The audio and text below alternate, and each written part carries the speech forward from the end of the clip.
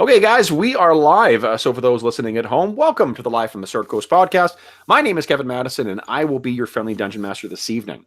Tonight, we are returning to the Barrowmaze. This is session 31 or 32? 31 or 32 of our ongoing campaign playing the very cool 31 Barrowmaze complete campaign published by Greg Gillespie and played using Kevin Crawford's very cool Scarlet Heroes game, a modified version of that, mind you, with a bunch of stuff stolen from Revised Stars Without Number. You can find the rules to what we're playing in the description of this video as well. But that's not what you're really here to see. What you're really here to see are the stars of tonight's session. So let me do some introductions. With me tonight to try and kill some player characters on a Friday evening, I'll go in the order I've got you guys on the screen here. First up is Steve-O. Yo! I am playing Mr. Warben Silverstone, a Dwarven Storm. Nice. Next up is Dave. I'm Dave. I'll be playing Skurg, Resident Alchemist, and kind of a half-orcish badass. Nice. And last but not least, coming to us a little bit sick, Jeffrey. Hey everybody, I'm Jeff, and I'm going to be playing Badonk Bent Bucket, the Goblin Monk Acrobat. Nice.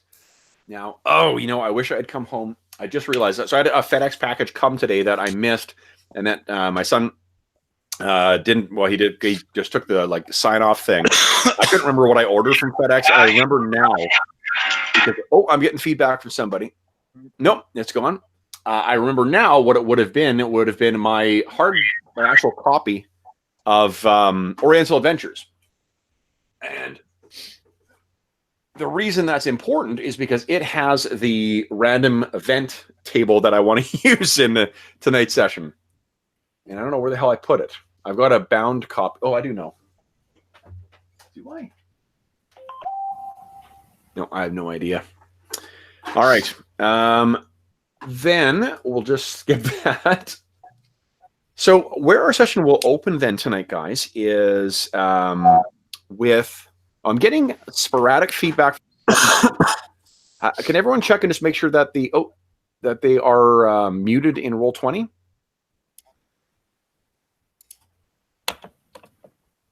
I think everyone is. And I shouldn't be broadcasting... I should be broadcasting video only, so... I don't know. I think so. Anyway, so our scene will open then with you guys in the town of Helix in the Brazen Strumpet at breakfast. Now, do you guys remember what happened last session? Nobody? No? Skurg wouldn't have been present. The last session was a Wednesday session. Yeah, right. So, okay. Well, the scene will open. Well, let's just jump in with what you guys are going to do tonight. So tonight you all are sitting around the breakfast table at the Brazen Strumpet. Badonk, you're there as well, having your usual breakfast with your two ex-circus dogs, Biscuit and Bone, sitting at your feet, feeding stuff down to them. And you see Skurg and Warben come into the Brazen Strumpet. Now, Warben, I'm picturing that you don't necessarily keep a room here. You sort of disappear into the woods every now and then. Yeah. Getting up to whatever it is you get up to when you're away from the party. Exactly. But you're back now. So what do you guys have planned for today? Well, treasure hunting? Treasure hunting's not a bad idea. Where did I put Treasure hunting? Question mark. I'm going to check. Do you guys want to hire any hirelings? Yeah. Okay, let me see. Needs a water. You keep mispronouncing meat shields, Kev. I don't. It's funny because that's actually the name of the generator. It's actually called Meat Shields. How apropos. Yeah. So I'm pulling it up. Let's see who Osen has hiring or available for hiring tonight. So tonight, oh my goodness, you guys actually may have access to a spellcaster. Ooh. Right. So the spellcaster is a guy named with 3 men-at-arms. Let's see here. One is not badly armed. So one guy over at Osen's will have he has chainmail and shield, and a longsword and dagger. So he's actually fairly well equipped. Relatively young guy. He's a man-at-arms, so he's only got really 1 hit dice, but that's still, better than the average person you get there. Next step down from that is a guy who does not have any armor, but he does look pretty like kind of a bruiser, and he is equipped with a longsword and dagger. So he's a man-at-arms as well. Then we take a little bit of a step down where it's a guy who's kind of in his late 40s, who's armed with a club and dagger. He looks like, kind of like the, 3 months after divorce dad look, rocking about 30 extra pounds, hasn't shaved in quite a while. That's kind of what this guy looks like. He's sort of whatever turn in his circumstances that has led him to a life of adventure, or quote unquote adventure, probably wasn't really a decision on that he made willingly. So those are your 3 men-at-arms. They are Culford, the guy with chainmail and shield, Bargash, the guy who's the kind of thug-looking guy, and then there's Verdugo, who is the divorcee adventurer. However, the thing that may be of the most interest to you is a guy with long. Oh, so he's got an odd smell about him. Like he smells like garlic. But he does have the sort of standard, magic user accoutrements. He's got a long robe on. He's got a spell book with him. And this is someone who would be a henchman rather than a hireling. So you'll actually have to approach him to determine whether or not he would be hired by you guys. So do any of those 4 sound of interest to you? All of them. All of them. Okay. So the 4 henchmen, I'm going to do is, I think I've got.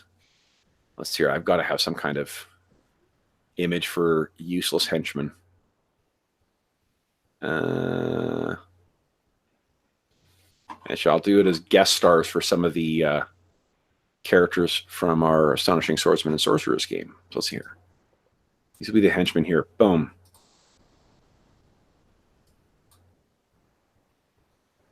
I'm not going to bother. Whoops. Boom. Boom. There we go. So there's our 3 henchmen. So you can hire them without worry. But what about the spellcaster? How do you guys want to approach that? I guess first off, who would like to do the approach? And how do you plan on doing it? Remember that you get there'll be a base reaction that's going to be rolled, and you can the henchman expects 15% of the earnings. Well, who's got the highest charisma of us? Skirgs is 9.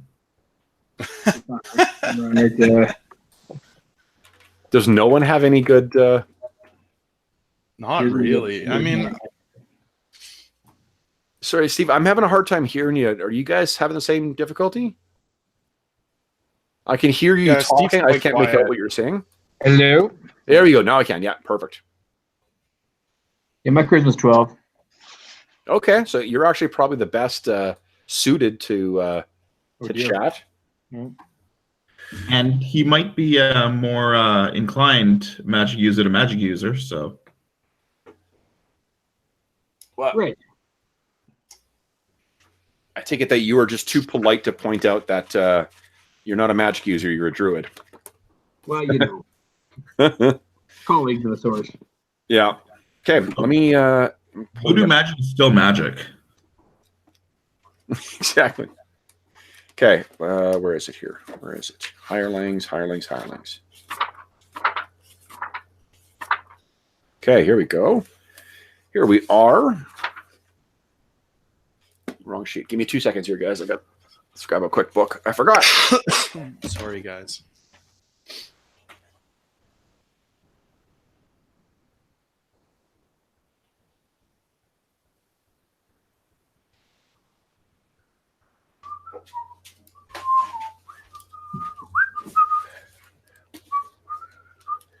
Ooh. All right.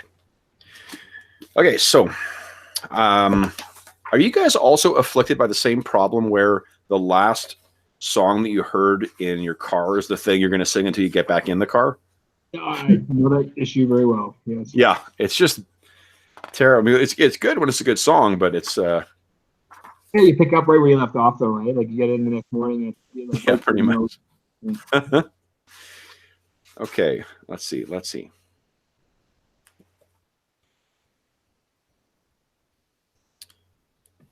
I take it that the other two do not want to approach these henchmen. You don't want to try and help? With your 9 charisma? Well, I mean, if it becomes clear to Skurg that it's not going well, he'll try to help, sure. Isn't this the last time Skurg tried to help? Isn't that what resulted in the duel with that guy? Maybe. I feel like that was maybe coming anyways, so less Skurg's fault than just fate. Okay. Here we go. Okay, I'm ready to go now. All right, so you've got... do you have a modifier? I don't think you do with a 12. Is that right? A 12 charisma? No modifier. No modifier. Okay, then... so you guys are in Ocean's... what do you call it? Ocean's Mercenary Guild. And as a refresher, because it's been a while since we've actually been in here, you guys have been rocking so many PCs for the last little while. It's that long and narrow place on the southern edge of town. When you walk in there, it looks like, I mean, to be honest, it looks like kind of like a takeaway shop, where to your right, there's a row of benches against the wall that the people kind of sit on and wait to be hired. And there's a little like nook or window behind which Ocean sits. And as a refresher too, Ocean is played by old Bruce Willis in the movie version of our campaign. So Ocean sees you guys walk in and kind of nods over. You quickly pay your, the daily fee or whatever to the 3 henchmen. So you're good to go for those 3. But the magic user, whose name, let's see what it says, is Polus. So Polus he sees you guys come in and kind of narrows his eyes, and he's looking over, the dwarf and then the goblin and half orc. And what do you say there, Warbin? You're all be looking like you're hungry for some more. Going with a pirate approach, brave. Exactly. So what do you say? You look like you'd be hungry, boys. The henchmen you can hire automatically, so they're considered hired. It's the magic user that you do need to actually, finesse. Okay. So let's see. Should we hire the hirelings first then? Why not? Those you don't need to roll for. It'll just be that they're hired with you for sure. The only thing we'll roll is give me a 2d6 roll, and that will be your their morale, or help determine what their morale is. All right, 2d6. 7. All right. It's a grudging royalty. Grudging loyalty is what you've got. So they'll take your money, but they won't spend it. They're not thrilled that this is the person who's brought them on. I imagine that you guys do have a bit of a reputation in town. Sure. the reputation, negative modifier. Yeah. The reputation, of course, being that you guys kill every henchman that you bring with you. So there is this. We only kill the. Nobody's noticed that. What was that, Dave? We only kill the substandard ones. That's really not us. Well, you do bring the bodies back for the most part too, so I guess there's that. But now for this wizard. So this wizard is he's probably in his late 20s. It does look like it's maybe his first time. You know, his robe is clean. It's got some. It's a little ratted as well too, like ratty. Like clearly, this is a guy who couldn't get on with a court or something like that, or serve in some kind of capacity in town. And again, he smells like garlic. So, what do you say, Werbin? Hello there. You be a traveler or you be looking for some work? I'm looking for work. Where is it you're headed for the maze? Yeah, of course we're heading for the maze. We're very experienced and we know where we're going. We could use the magic. He kind of nods his head. And what is it you offer? And just as a reminder, 15% is what the standard is. If you offer more than that, it may modify the reaction roll. We'll offer as much as 20%. Ooh. His eyes go up. Jeff's reaction was awesome. Snaps at, what the fuck? All right, I should check with the group first. Yeah. Jeff may be sick, but Whatever. Badonk has his eye on the gold. Absolutely. So yeah, you snap. I think that doesn't what's her name? Doesn't Vaz get 15 or 20% as well? I think But I think so. you guys- I don't remember exactly what she gets, but Yeah, I don't remember. I thought that you guys paid extra to get her because she had that badass halberd. So basically, Werbin, what you agreed to do is that 40% of your gold will go to these two hirelings, and then the 60% will go amongst you guys. Yeah. All right, well. Well, that's okay. It does give you +1 to the roll, though. So why don't you give me a 2d6 roll +1? All right. Let's see how Polus reacts to this. 2d6 plus 1. Here we go. Rock and rolling. 7. 7. Usual. He so what you rolled is try again. And what try again means is you need to sweeten the deal in order to get an additional roll. To offer more pay, a magic item, or some other kind of appealing reaction. So I think narratively, what happens is you make the offer to him, and he kind of his eyes narrow and he looks. He's like, "Is that the lucky goblin?" The lucky goblin? Yeah, is It's talking about Badonk. Well, this is, of course, the lucky goblin, as he's doing. he gets a look on his face like that's not a good thing for him. So he doesn't. He says, "I'm not sure that's," and like you can tell he's going to refuse. So you can sweeten the pot in order to try again, or you can try and offer some other kind of collateral benefit. What do you want to do? Collateral benefits. Oh my goodness. This is why you don't start at 20. Exactly. How about we offer a night with Vasquez? You offer which? A night with Vasquez. She hits you. Cool. Damn. We're desperate. All right. We definitely get the girls. I won't try that approach, but all right. We can offer you some of the equipment as well that we come across. What do you mean by equipment? Do you mean? Well, we'll divide the weapons and the magical weapons and gear that we find evenly. His eyebrows kind of go up. He's like, "You weren't intending to do that?" I thought it was just the gold before, but there you go. That makes it official. So I don't think that materially is something different from what he was expecting. Yeah. All right. So what you could do is if he looks at you and he says, perhaps if you agree to offer him first choice of a magic item, then you could re-roll. Now, I guess just as context too, do you guys want to spend, do you want to give up first choice of magic item for a first level magic user? I was going to ask. Like, do we actually need him at all? Because we've already got 4 guys, and how much is this magic user really going to add to the party? Mm-hmm. What do you think, guys? Mhm. I said leave him behind. All right, too expensive, eh? All right. Well, unless we leave Vasquez behind. She hits you again.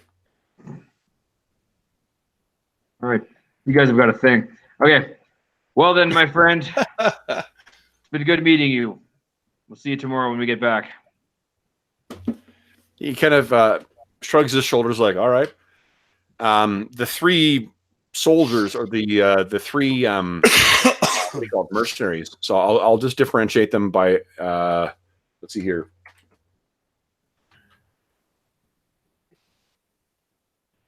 Divorcee,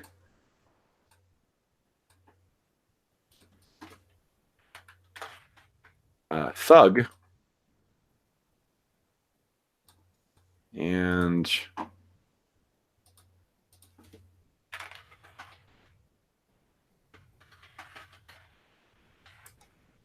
actual sword. Can you guys see the name tags, or did I not?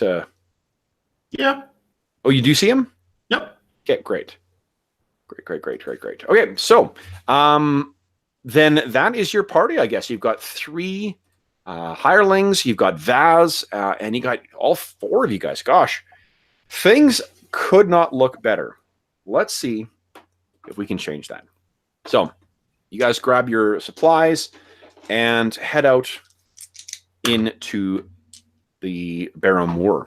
And let's collect our party and head on over to the Barrowmoor page. So, delete everyone here. Goodbye, guys.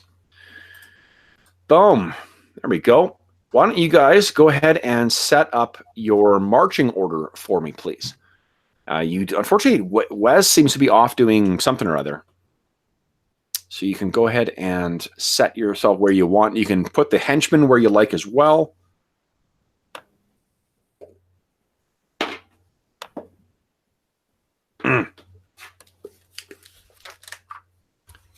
Can you guys control the tokens? Oh, yeah. Well, Bedonk, Is it I single don't have file? to lead, do I?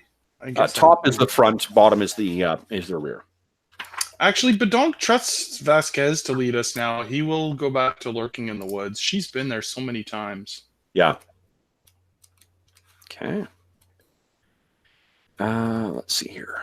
I'm getting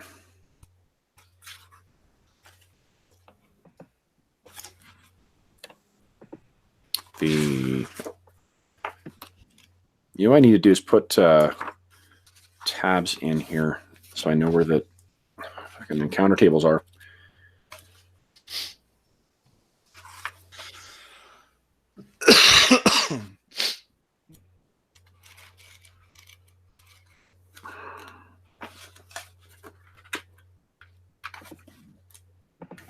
Okay, great.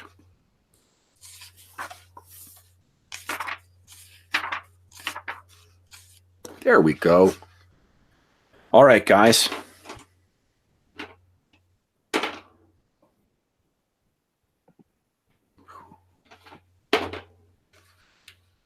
So we're going to put one person in charge of rolling surprise and one person in charge of rolling initiative. Who wants to be the person in charge of rolling surprise? You guys haven't been around. Do you guys do that at the start? Sure. So Steve, you're rolling surprise. Dave, you're rolling initiative. Okay. The first thing, guys, let's yeah, that sounds good. Okay, I'm just going to move you guys down just a scooch here so I can kind of position the things that may or may not be lurking.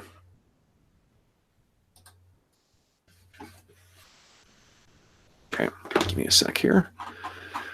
All right, so let's remind ourselves what the Barrowmaze is like as well. So the Barrowmaze is... Ooh, that's cool. That's perfect. So the Barrowmaze is silent and eerily so. The thick reeds are grown up to easily to Bedonk's height. So Bedonk is sort of like, it's as if he's walking through, you know, thick, high grass that's about his height. It it has been the it's been a while since you've been back in the. Oh no, you were here recently too, Werben. So you guys have been here recently. This is probably maybe one of the last 2 or 3 expeditions before rains will come as well. So the season is almost over here. Steve, you are in charge of rolling surprise. Okay. So why don't you give me a 1d6 roll, please?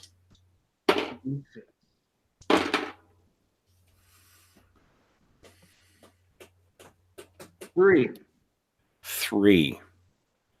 3 means that you are not surprised. So neither you nor the things that you're about to encounter are surprised.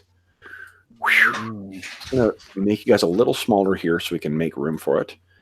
Oh, and actually, I'll take your name tags off too, because that's... I'm so sorry, guys. Go, name tag off, name tag off. Okay. So what happens, guys, is you are making your way along through the thick overgrowth of the Barrowmaze, and perfect. And then what you do hear something, and the thing you've come to learn is that when you hear things in the Barrowmaze, that's never ever a good thing. Not so far. No, and what you can hear is actually, why don't you guys all give me a wisdom check, please? And remember that the check is just you're rolling, what do you call it? So you're rolling 2d8 plus your wisdom modifier.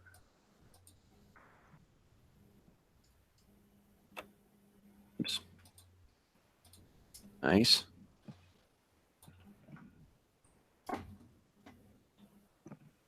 Okay, actually, don't use the. Sorry, guys, don't use the dice roller that's on it because it's actually wrong. Oh, yeah, I don't know who set up. Like, there's some things in this sheet that are great, and there's some that are just aren't right. Trait checks are 2d8. You guys should have a button on the bottom left of your screen. There you go. Perfect. Yeah, Badonk, no problem. Bottom left. Yeah, I think so. I think I set that up for you guys. A little. Let's see here. Werben, did I do that? Yeah. So there should be a at the bottom left. If you go into your character sheet, Werben, and you click on the attributes and abilities tab, and then click on show as or show in macro bar, the trait check that's listed there on the right. Trait check, show in macro bar. Yep, it's clicked on. Yep. And does that show up in the bottom left then? Bottom left. It shows up at the top right, but hold on here. But just hit that button. Yeah, hit that button. Boom, there you go. Okay, so Werben, you don't recognize it, but Badonk and Skurg, you definitely recognize this sound. Oof. Because you see what it is.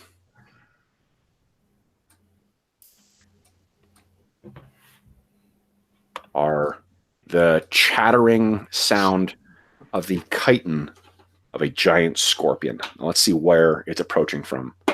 Dun, dun, dun. It is from this direction. All right. Now this is not quite size accurate yet. All right, Badonk, I think It's like that really wouldn't be a fair fight, would it? Badonk's got this. That is an accurate size. So about 70 feet away, you guys can see moving through the thick undergrowth, there are 3 of these things. These things are only stand about, these seem to be smaller than the ones you have faced before. They're about the size of Skurg, which for the giant scorpions is a little small. But they do seem like they're making their way towards you. Badonk, you definitely recognize this sound, although it's smaller than the others. So the only thing we need to declare is whether anyone is retreating or anyone is casting spells this round. And then we're going to roll initiative. Anybody planning on casting a spell? What, Skurg's formulae count as spells, no? Not to throw them, no, or to use them. It's if you're using any kind of like, I think you've got an ability to create stuff on the fly. That would be a spell, but otherwise, just like drawing an item out and from your pre-made things. Okay. No, that's not. Werbin, are you casting a spell this round? I'm trying to decide. I could cast my that new spell of mine at will. Okay. Okay, so then that will be what you're casting a spell this round. If they go before you and hit you, you lose that action. Okay. You lose that spell. So, but okay, then Dave, you are up. Let's roll initiative. Roll 1d6 for me. I rolled a 5, so beat my 5. Okay. And here it comes. Anytime now. 4. Oh no. Why? Oh no. Okay, so then it means that the Scorpion are up first. Now, Badonk, you did mention that you were sneaking along. Would you give me a dexterity check, and you can add your sneaky goblin bonus to it as well? I'm just going to see if you can keep yourself hidden from them.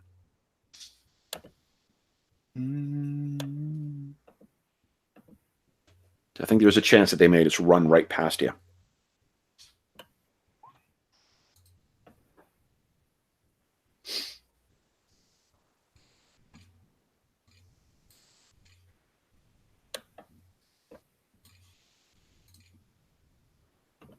How do we do here? 15. Holy shit. Yeah. So what does it look like as like, how is he sort of keeping himself hidden as these things go chittering past him? He's actually like kind of so small, and he's down in the sort of mucky water and lily pads and all that junk that's there. Okay. So he hears one of them come rushing past. Now we've got 1, 2, 3, 4 viable targets on this side there. We have 3 hungry scorpions. Let's see who's getting what. 1, 2. Oh, so 2 at 3 and 1 at 2. Okay. So this one goes racing over here and tries to attack the guy at the bottom, who is the actually equipped henchman. Another one goes for him as well. And then there is one that goes for the thug. Okay. Now they get to attack. They're wrong thing. 2 hit dice, which means they get +2 to hit. Let's see, that's a miss. That's a hit. And Stinger. Ooh, Stinger misses. So let's see here. All right, well, you got 1 henchman down. So one of the henchmen, this thing snaps and you hear his leg shatter. And as he falls to the ground, the scorpion just digs into his throat. That's 1 henchman gone. Next up is we got 2 claws first against this other guy. Both of them miss. The second scorpion, both of them miss. A stinger from 1 scorpion. Nat 20.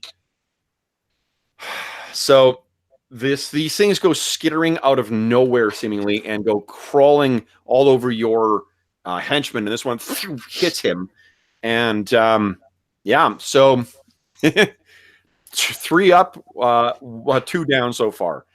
That's the end of their turn, guys. Your turn. Who wants to go first? Scarlet will go. Okay.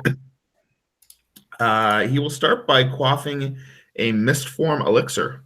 Okay, and what does that do? It does, for 1 turn, all opponents suffer -4 to hit with melee and missile attacks. Nice. 1 turn, so that's 10 minutes. That's awesome. Okay, so you quaff this thing and you become this diaphanous form. Who wants to go next? You could move too, Skirg, if you want. Okay, well, if that's the case, then Skirg will close in. Boom. Nice. Okay, who wants to go next? All right, well, as before, I can use my at-will spell there that does 2d8 damage. Plus, Yeah. Oh, let me, did you add your, whoopsies, where is it here? Your, that spell to your attacks? No. Oh, that's okay. I can do this here. Right. And so it does 2d what? 2d8, like 1d4 per every 2 levels. 1d4 for every 2 levels. So it's 2d4, not 2d8. Sorry, 2d4. That's right. Awesome. Oh man, good play though. Wait to count. All right. And I'm gonna add the bonus to that you get from bonus. What do you call it? Bonus you get from to damage things too. So Savage Sorcery is ready for you now, Swarben. All right. Go ahead and make your attack roll. Rocket. Wow, nat 20. Woo! Way to open up with that.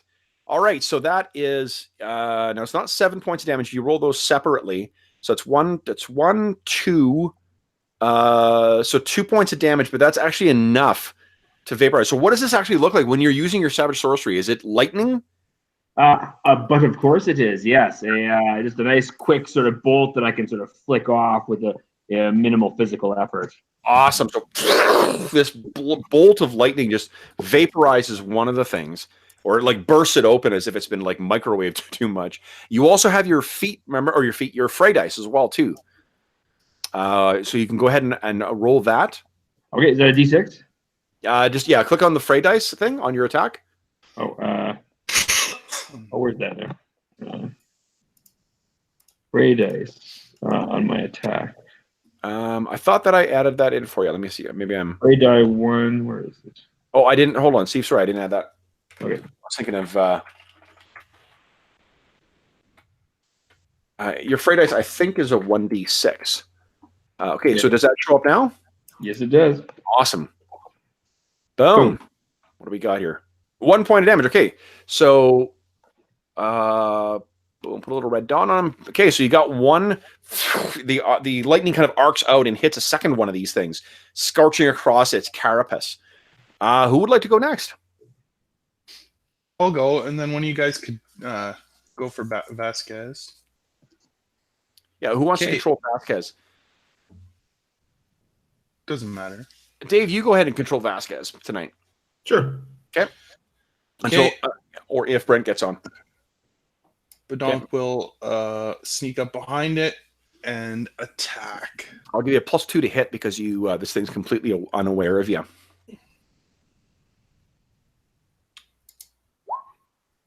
Oh, yeah. So that's a 21. So that is completely smooshed, and you're able to shift over because you're so quick.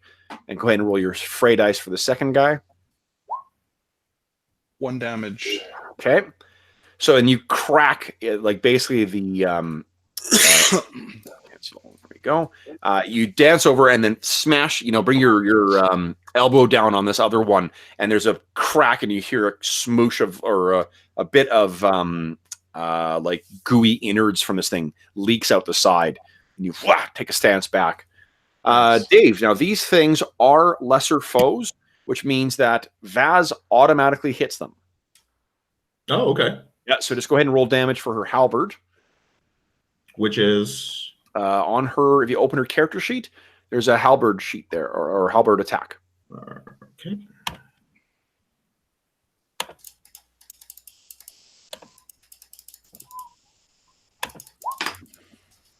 Wow. Jesus Christ. Yeah, so then you set her up. Badonk, I think you hit it to the side. This thing staggers to the side, and she just bifurcates it. Brings that halberd down, and it is gone. The only survivor of your henchman is the divorcee. So he kind of stands back and looks at what's happening. He's like, "What? What the hell's going on?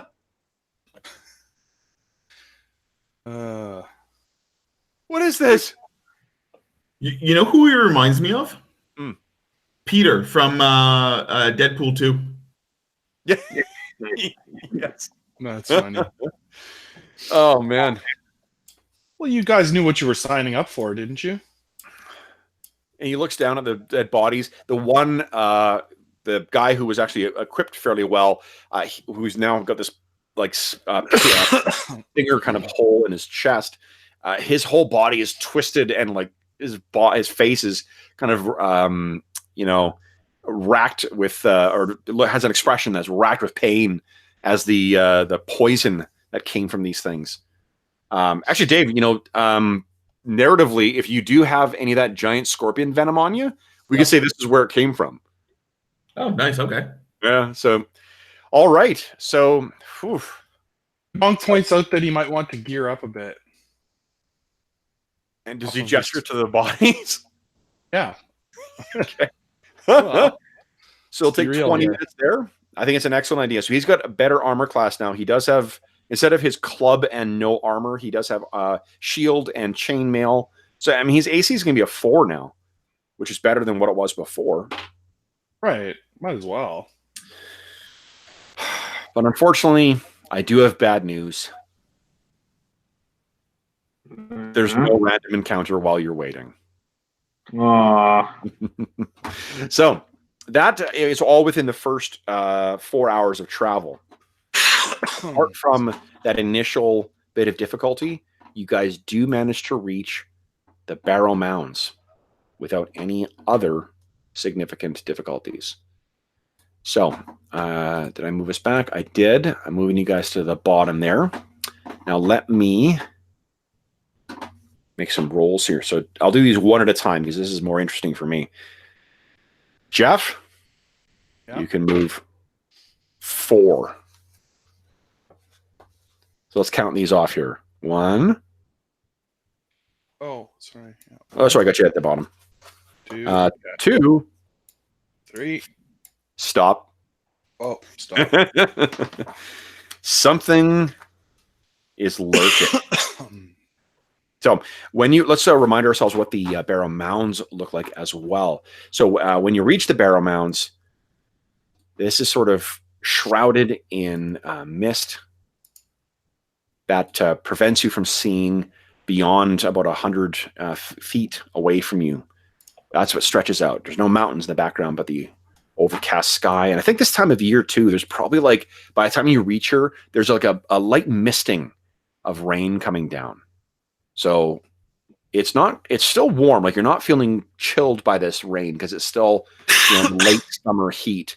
But probably the humidity and the mugginess just makes it, and the stink of the Barrowmoor makes this even less tolerable. But here's what happened. Oh, that is interesting.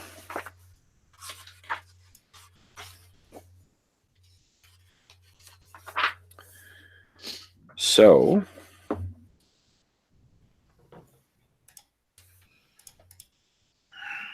just give me 2 seconds here, actually. This is the first time we've encountered some of these.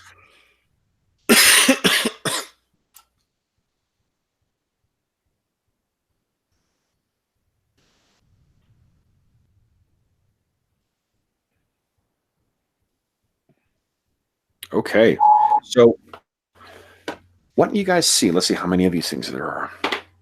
Okay. So what you guys see as you're making your way along is at first in the thick mist ahead of you, you see a single figure that sort of is slowly making its way towards you. You can make it's the size of a human, of a man. It's humanoid in shape, but it does seem to be kind of shuffling forward. Steve, you have not failed us yet.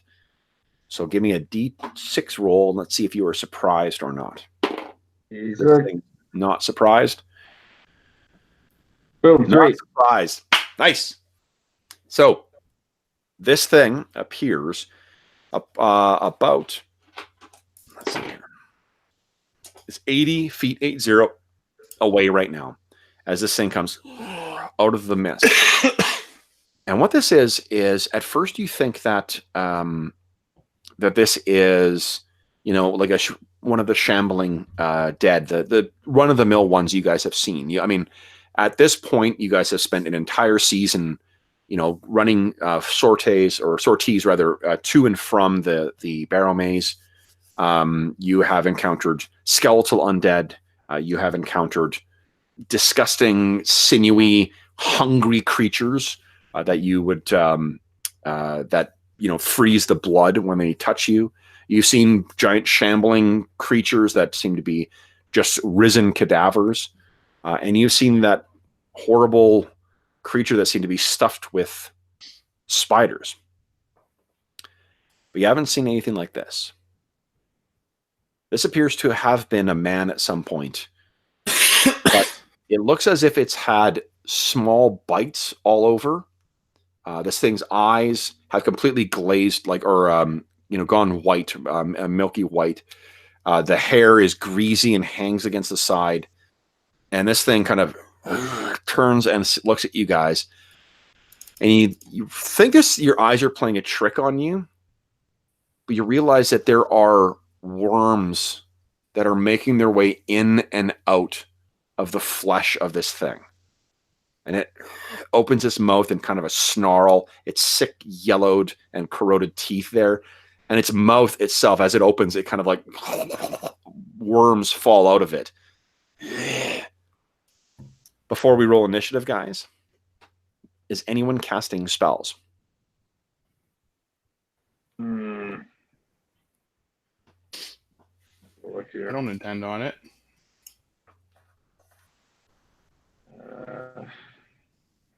I don't think Skirk has any to cast. Okay, so it's really only Werbin. I'm going to cast Bark Skin. Okay. Which one of my wills? Okay, so remember, you're just declaring it. You're not doing it just yet. So, Dave, you are up. Oh, no, you lost, didn't you? Badonk, you're rolling initiative now. I roll.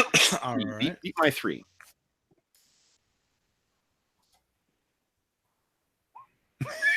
And you are fired. Dave, you're rolling initiative again. Sweet. Okay, so this thing unfortunately goes first. And again, you've seen many of these undead creatures, these risen dead that seem to lurk or infest the Barrowmoor. But this thing moves quick. And it comes staggering forward at you guys. And once it gets within about 40 feet of you, I need everybody to make a wisdom save, please. So you're going to roll 2d8, add your wisdom score, and add your level. I'm going to make the roll for your henchman. Your henchman's actually okay. Vaz. Oh, no, Vaz. What did you do? Holy shit, Werbin. Oh, yeah. Hold on. Oh, because your wisdom is your prime stat, of course. Right. Yeah, that's amazing. But Donk, no problem. It's wisdom that we're rolling? Yes. So you're adding your wisdom modifier. Plus your level. Oh, no modifier, so 9. Oh, no, Skurg! So as this thing comes racing in, the what kind of fits in, in your gut, Skurg, is the cold pit of fear. And you kind of, and you and Vaz share a look for a second, and on your turn, you're both going to turn and fucking run out of here. Okay. So, let's hear. Now, what you can do, though, Dave, is you can choose to resist that. And actually, Vaz can as well. What you do is you'll make the save, but instead you will take your level in a D4 of damage. So she would take 2d4, and we'd check it, compare it to the chart, and see how much damage she takes. And Skurg would take 4d4, and we compare it to the chart and see what he would take. Okay. So you could note, do you want to resist or not? I think Vaz would resist. Yeah. And Skirg will as well. Okay. So she takes 2 points of damage. And Skurg, give me a 4d4 roll, please. And then this thing will go in. I was checking to see who was at who had point. Oh God, you guys put the divorcee on point? Please. Not intentionally, but yep. Well, fortunately, this thing missed him. So he, as the thing comes racing in. Okay, Dave, you actually only take 2 points of damage. Sweet. Okay, so this thing comes racing in, and the divorcee is, I should stop calling him that, Verdugo. So Verdugo, because he may actually survive those, gets his shield up and kind of, throws it in this thing's way, and this thing hits it, and some of those grubs or whatever that are crawling around in its skin, they fall out of its hand, and it's still kind of like battering away trying to get past the shield, but he's actually done a pretty good job of keeping it at a distance. Ugh. Guys, your turn. What do you want to do? Who wants to go first? Well, Scarlet will go. Okay. Is there just one of them left? There's only actually one of these things. All right, then why don't we use a? Let's go with bottled lightning. That has splash damage, isn't it? Who's around it? Well, this thing is on your henchman, on Verdugo. Oh, for the love of! No, that's an awesome plan. Well, He'll hit her Verdugo. His final last word is why. well, actually, do poisons work on this thing? On Undead? Yeah. Have you? I don't think you've tried poisoning any Undead yet, have you? What does your gut tell you? Like, I'm not going to make you make a roll for it, but what does your gut tell you? Probably not. No. It's probably a good guess. You know what? Fuck it. Skirg's just gonna like. I'll remind you, you've got that cantrip attack that you could always try as well. That's just basically like it reflects. You know, you cast it, you tossing a small vial of lightning, so it doesn't do the AOE, but it would do just regular damage, or some other thing, or acid, or like a firebomb, or whatever. It's there to sort of be a catch-all for kind of like minor alchemical stuff you or Werbin can do. Yeah, sure, why not? Okay. Here comes 17. That is good enough to hit it, and you actually, do 2 points of damage. So you toss this thing at the, you kind of like grab, I think, probably one of the bigger vials of lightning. It's shit sort of like, arcing around inside it. It's sort of like the what are those things called? The like ball that you touch and your hair goes up. Oh, yeah, I don't know what oh shit! The Tesla, aren't they? A Tesla coil? I don't. Tesla sphere. The ball, Tesla sphere. I don't know, but anyway, that's what you do. You touch that thing, and you look at it and realize that this poor screaming henchman might be there. You're like, ah. And you just sort of pour a little bit into maybe your hand and then toss it, and it arcs all over this thing. And some of the grubs and whatnot are cooked up by it, but it doesn't fall just yet. Who would like to go next? Werbin, Bedonk, or Vasquez? Well, I was going to cast Barkskin. Okay, so you cast Barkskin. What does it look like as your skin hardens? It turns, my skin sort of turns gray and cracks 4 minutes. Nice. Okay. What's the duration of that spell? 4 rounds. 4 rounds or 4 turns? 4 rounds, I'm pretty sure. Oh, that's garbage. Okay. So yeah, so that happens. Then Bedonk or Verdugo or Vasquez. Oh, plus 1 round per level. Sorry.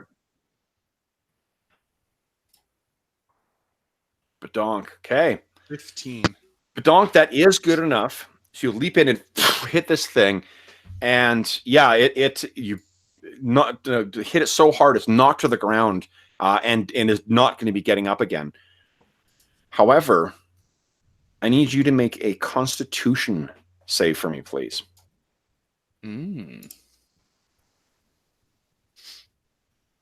Constitution.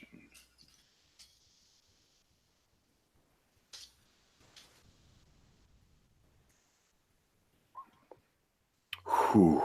So what happens is you hit this thing, and then basically, like imagine hitting like a piece of maggot-filled meat, and a bunch of these bugs fall on your hand, and you can feel like one or two of them start like nibbing at your skin, but your monk reflex is kind of like whoa, you shake, and these things go skittering off, and they seem like they're even still trying to come and get you, and you kind of stomp on them and squoosh them underneath your foot.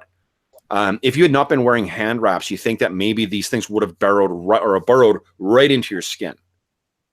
Yikes. Mm-hmm. So that thing is down on the ground, and it's still, while it isn't moving, its carcass is just writhing with these bugs.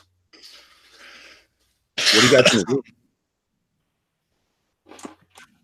Get the fuck away from this area. Anything? Nope. Okay. So go ahead and move one more. All right, one more.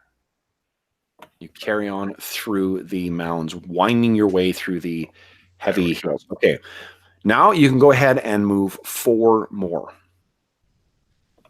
That first, just as a reminder to that first rectangle there, that's the place where your poor departed brother, Sir Albus, met his untimely end.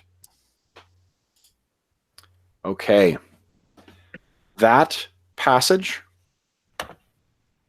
results uneventfully, or resolves uneventfully. Go ahead and move yourself 4 more squares, or hexes.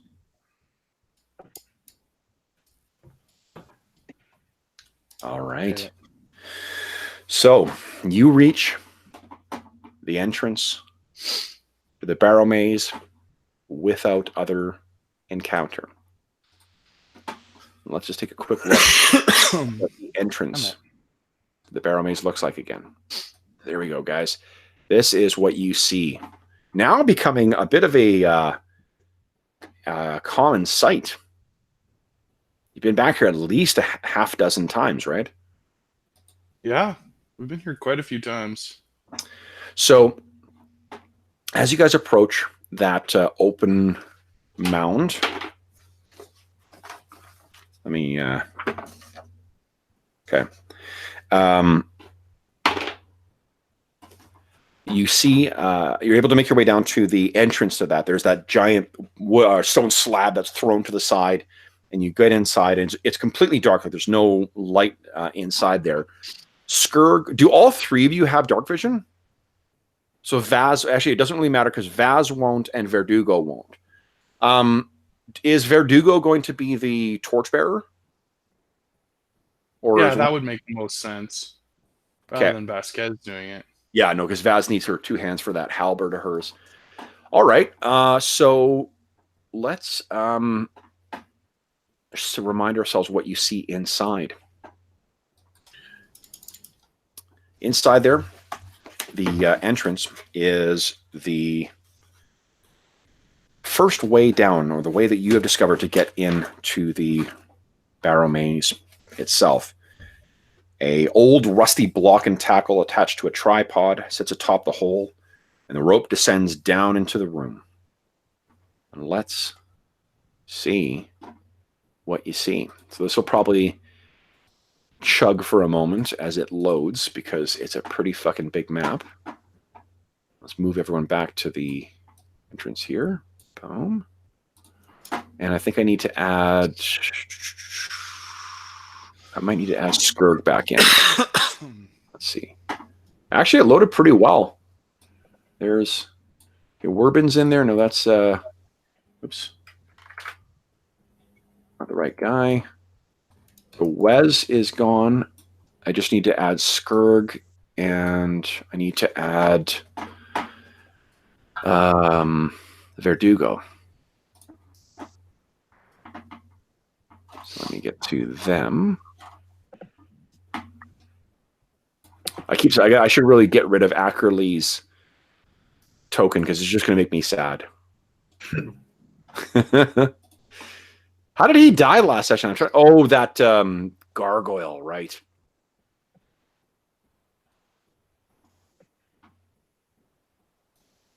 That was terrific, by the way.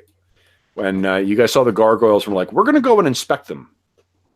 Like, yes, that is the best plan. Yes, do that. Definitely do that. All right, here we go. Boom. I just need to get you resized for the Barrowmaze. And then I need to check to see what kind of... What, if anything, has come from deeper in the maze. Okay, that's not what I need. Is a fucking giant scorpion. Oh man! Last time I had something that was I did something in that, because it's such a big map. Oh, that thing's over you guys. That's why. Fuck off. Oh, look, it followed us. Can we keep it, Kev? Do you want to? It'll keep attacking. Oh, all right. Let's try this again here. What I really need to do in between sessions is just load everyone's token into here at the appropriate size. Because look, you're giants. Boom! Giant Scourg. Yeah. Yeah, teeny tiny Scourg. What the? Oh. And Verdugo. All right, guys. So, as you make your way down, the ceiling is vaulted and 35 feet high from the floor. The room has partially collapsed on the western wall. Worn frescoes of a burial procession leading into a barrow mound line the walls. Bones litter the floor. Blood spatters on the floor. Little bits of broken cheese from where one of our former henchmen fell. And booted footprints can be seen heading east. Rubble and debris lie throughout. A stagnant and mildewy smell hangs in the air. A crushing silence lies over the entire place. And this is what you see leading away from this room and deeper into the Barrowmaze. And in fact, where is... That's the howling sound. One sec here.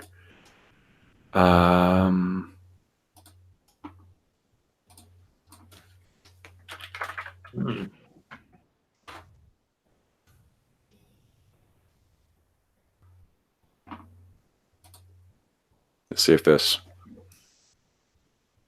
No.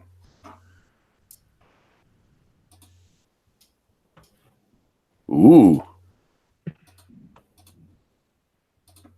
How's that sound, guys? I don't hear it. Can't hear much. How about now? There you go.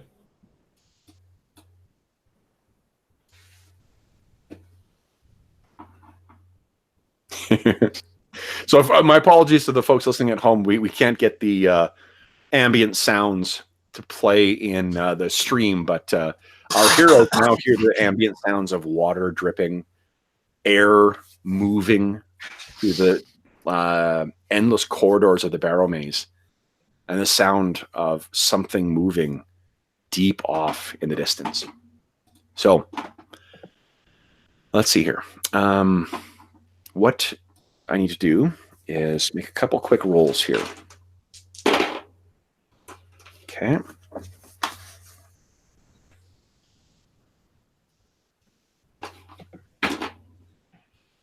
The sounds in this game or in Roll20 are one of the many reasons I love this program. Oh, what was that sound?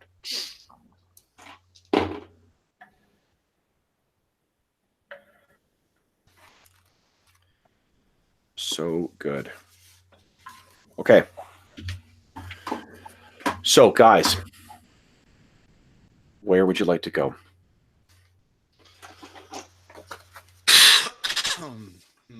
You've got Verdugo carrying your torch now.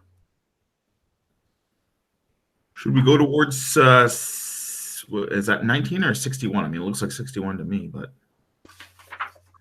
Or do you guys want to go... I've been here a couple of times choosing the direction. You guys decide where we're going to go this time. By which he means you will take the blame. No. So I'm down for 61 or 18.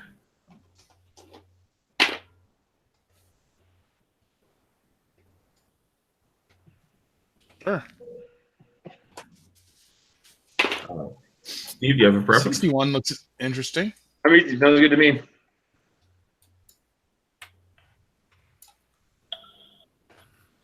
Okay. Trust your instincts.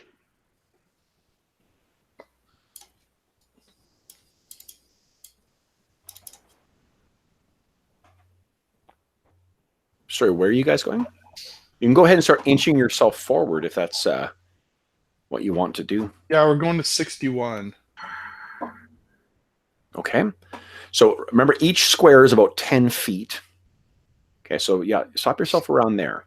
Start moving where Skurg is. So you're slowly moving your way down.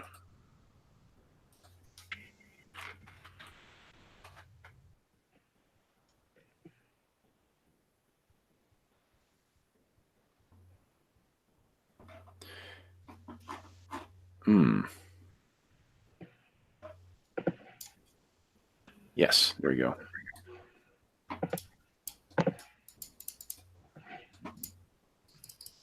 Okay, the rest of you guys, are you able to, I know, Jeff, you've got difficulty moving your character sometimes, but...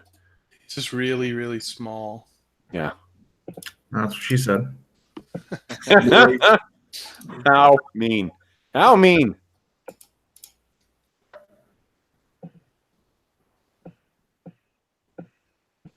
So as you make your way along here, this is where you found that severed head, actually, last time you were here, Skurg.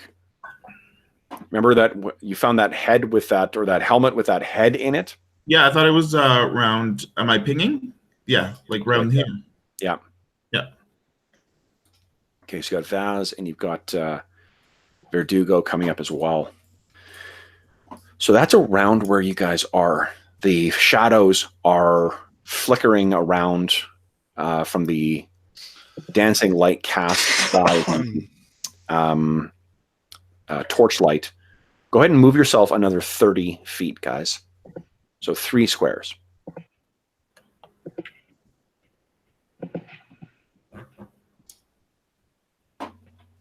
Is there just a way to like select the party and move them?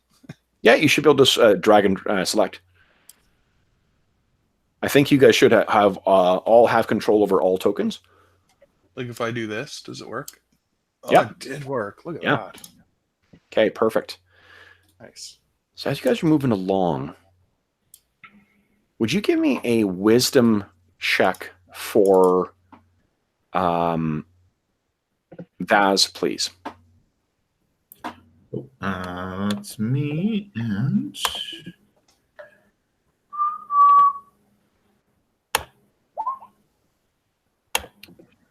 oh, remember that's you got to use the all trait checks are always 2d8 in this game.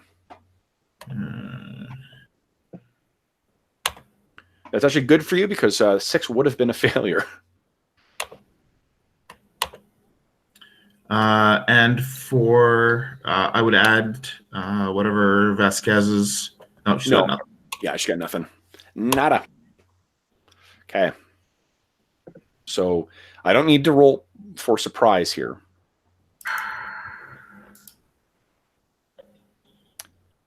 But let's roll an attack on her. See if she's actually, she feels it.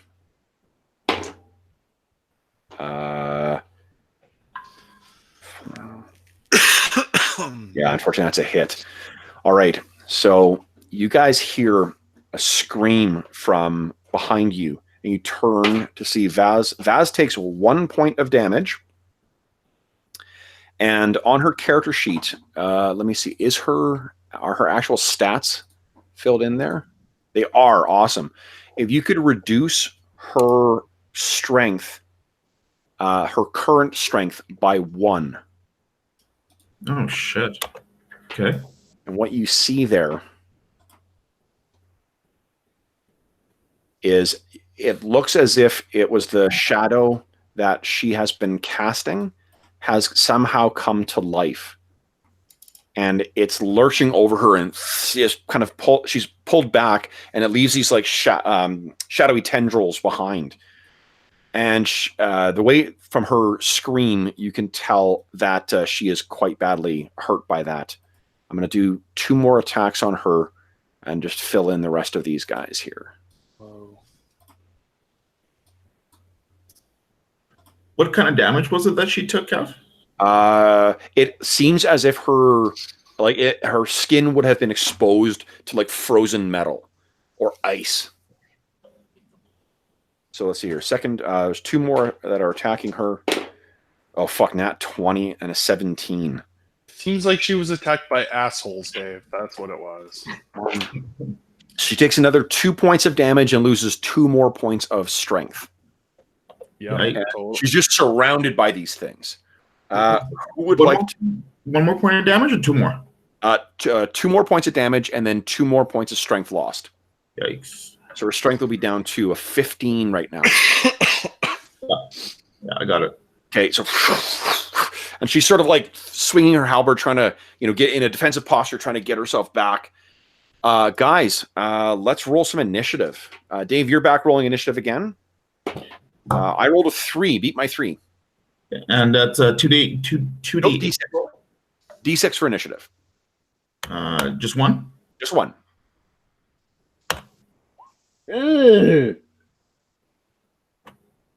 That's more like it. All right.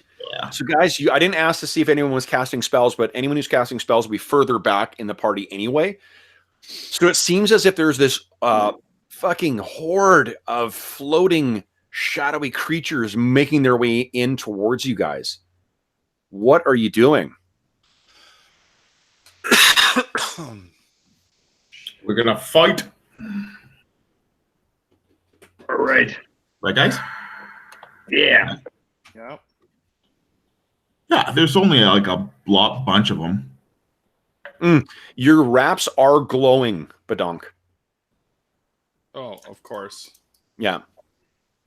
Okay. So, who's going first, guys? Skirt will go.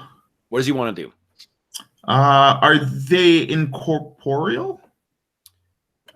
Yeah, there's only one way to find out. I mean, do they look like kind of miasmic? Honestly, they look like slightly solidified shadows. Give me a sec here. I can give a better indication here. Where is it? Yeah, there we go.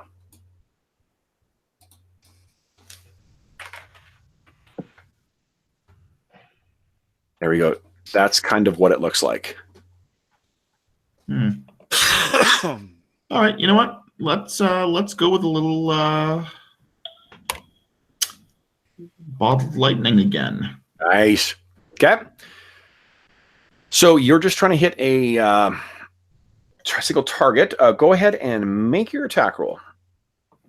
Okay. Remind me again, what is... hold on. Actually, I've got your character sheet here. Let me just pull it up.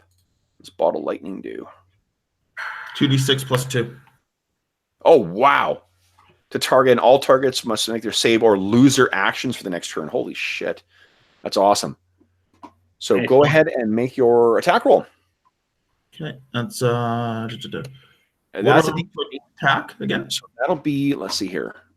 All thrown out. Do you have an attack on there that has a +4 to hit? Yeah, okay. So all thrown objects have a +4 to hit. Yeah. Right. No, on your here, actually, give me a second, Dave. Sorry, I should have set this up for you. But if you have Frame does cantrip attack. Okay, plus actually that'll be +5. You can just roll your cantrip attack and then we'll roll damage if it hits. Okay.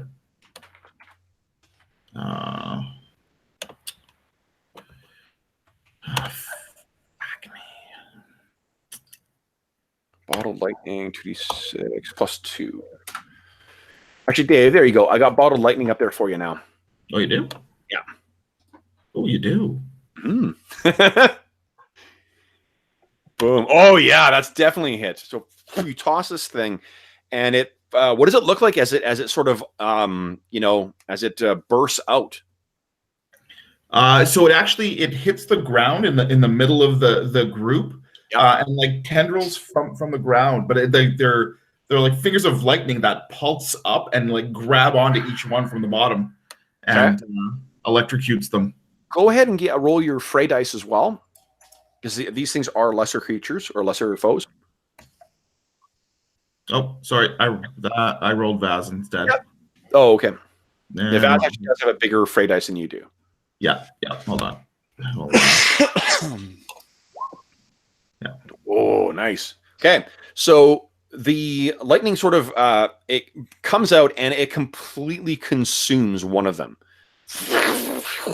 and there's about 4 others that are caught by it, even in their kind of ethereal state. They're still seemingly affected by the magic of your lightning, and the fray dice. It reflects just like one of them does seem to be burned partly away by the effect of your power.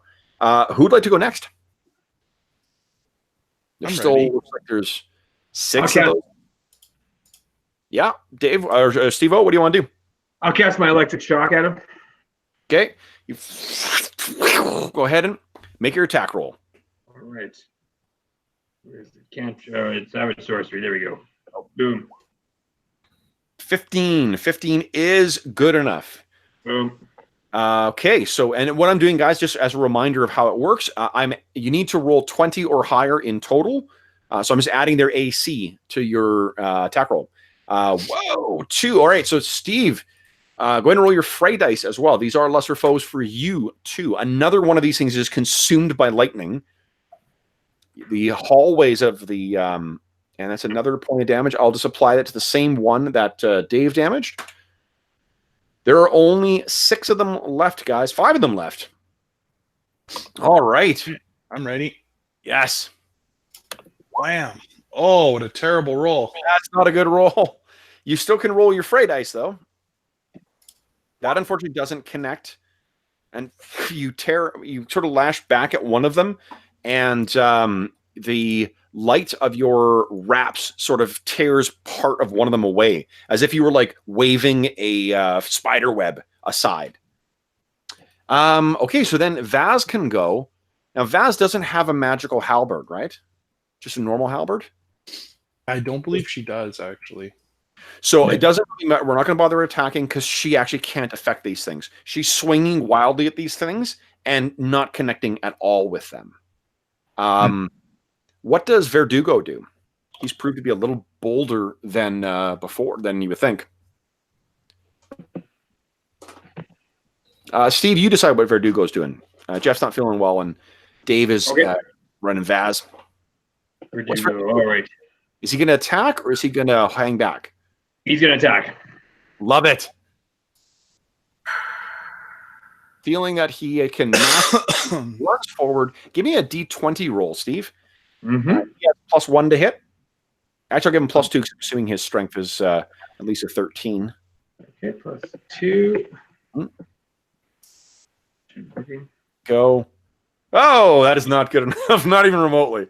Boom. Okay, so now we will mix. We've got 3 heroes in the front row now, and I have 5 shadows left. Let's see here. So we've got 1 on Verdugo, 2 on Vaz, and 2 on Badonk. Now we got 1 on. Let's see if Verdugo's bravery pays off. He is not hit. What about Vaz? We got 2 on Vaz. They managed to not connect. And Badonk. What's your AC now? It's like a 3 or a 2, right? Yeah, I believe it's 2. 2, nice. Okay, so they actually need a pretty decent roll to be able to hit you, which I do not make. So these shadows are flittering around, and I think that the combined effect of the lightning from Skurg and the lightning from Wurbin just is enough to throw these things off balance. So they're sort of like flickering around you guys, but do not manage to connect with anything. I'm just going to move them amongst you guys here. All right. Now, it is time for initiative. Anyone casting spells this round? Wurbin, look like you're a little close then. It would be only you I need to worry about. A little close, eh? Well, let's do my staff then. Well, I mean, no, Steve. Like you can still do that. It's just that like there's no attack of opportunity on you. It's just that if they hit you before you get to cast your spell, it's disrupted. Right. How confident are you of Dave's initiative rolls? I'm very confident of Dave's initiative rolls. Fucking gas, buddy. Okay, I'm going to assume that you're making your savage sorcery attack. Then is that right? Boom. Absolutely. Nice, Dave. Beat my. Oh, I rolled a 6. Son of a bitch. So 1d6? You might get a 6 as well. Let's see. 1d6? Yep. Here comes. Oh no! You're fired from initiative, Jeff. You're up again. Okay, so then unfortunately the shadows get to go first. I'm just going to repeat attacks on the same people. So we got one on Verdugo. Lives another day. He's keeping his shadow at bay. Okay. I'm rhyming without intention. Next up is Vaz, and she's hit one more time. One of them manages to connect again. She feels yet that icy grip. She takes no damage, but she does lose one more point of strength. She's down to 14 strength. Jesus. And Badonk, let's see. Can your acrobatics save you? Yes, they can. You're dancing around as these things are. I don't doubt that you're sort of like pogoing off the wall and like, scampering on the ceiling and doing everything you can to stay out of these things' reach. Your turn, guys. What are you doing? Attack. Go ahead. Who wants to go? Skirt will go and he'll use a little bottled lightning. Okay. Now these things are all in melee, which means that if it goes off, everyone would have to make a save or lose their action for the next turn. Oh.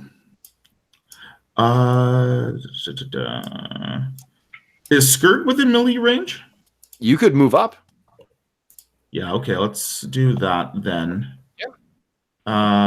You have a magical weapon? No. Okay, so you that's what you're so you run in, you swing your attack at these things, and your thing passes through it. So who would like to go next? Badonk's ready. Badonk's ready. Go ahead. That hits. Another one. Okay, so that's actually 4 points of damage. You tear the two that are attacking you, Jeff. You fucking tear through them. Go ahead and roll your fray dice. Fray. Oh. It's still one more point of damage, so it's that's not funny. nothing. It is enough. Okay. Well, there was one that you had done 1 point of damage to before. Boom. So 3 of these things are now done. One remains on Vaz. One remains on Verdugo. Who wants to go next? Oh, Skur, you can roll your fray dice. 3, 1 point of damage. Okay, so there's another point of damage to one. So I think what happens is you go in and you swing your weapon and you see it pass right through it. And you're like, ah! And you toss, one of the smaller vials of lightning, I guess, at one of them, and it starts to consume one of the shadows as well. But it pulls itself away before it's fully consumed. Werbin, what are you doing? That's my electric shock spell. Okay, let's see how it goes. All right. Savage sorcery. 21-7. Okay. It's consumed.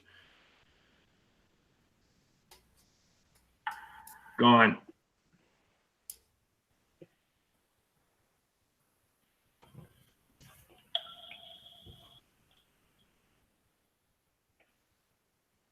Okay. Yes. 2 points of damage. And go ahead and roll your fray dice as well. Fray dice. So 1 is completely consumed, and then 1 more point of damage. Okay, and that was enough. All right. So after this hallway is completely lit up back and forth with arcs of electricity and explosions of electricity, and the flare of those undead wraps, the light goes back to normal. And your wraps, Badonk, go out. Whew. What would you guys like to do next? Keep going down. Okay. You can go ahead and move yourself down to 17.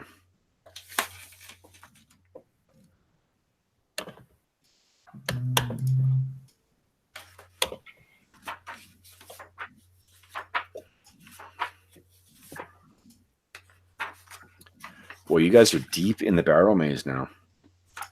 Deep. That is brave. We're 17. Okay, so once again, as you move yourself in there you go, nice. As you guys move yourself into this room, right over here, there's that small hole in the wall where you think that those fire beetles may have crawled out of. You're looking at it carefully to make sure nothing else comes out of there. And it does appear as if it is empty. When you walk in here, you do hear doom, doom, from somewhere deep in the Barrowmaze, probably through that hole. But you're not certain where it's coming from. Where would you guys like to go now? Up to 61. Okay. 61 was one of the places that had those small alcoves that you guys did raid last time. Oh, you guys got a silver dagger +1 from that stuff. Who ended up with that? Oh, Do you remember who got that? no. Was it Skurg or was it not Skurg? Was it No, Rowan? no. Yeah, it might have been Rowan. Okay. Because we usually do Definitely wasn't me. Yeah, it might have been. Yeah, I think it was Rowan. Actually, now that you say that. Let's take a look at his character sheet. I wonder if he's got that on there.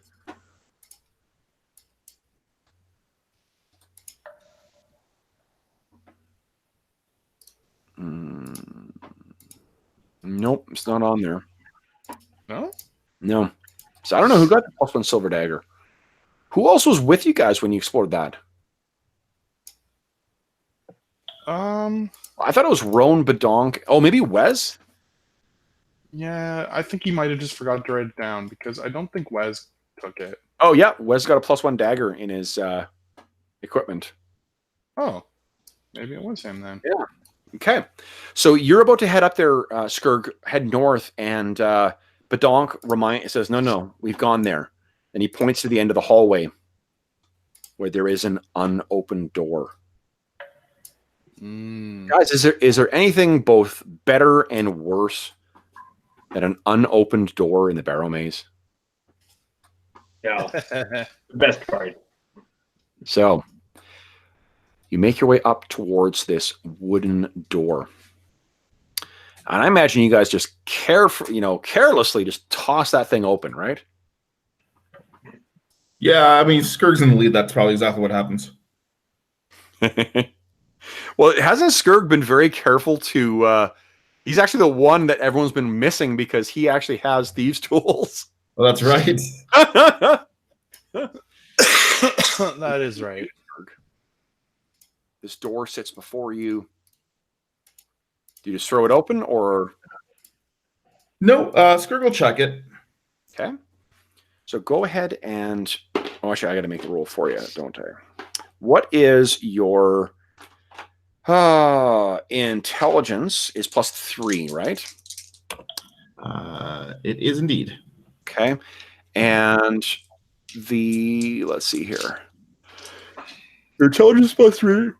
Do you have any trait that applies? Yes, as a matter of fact,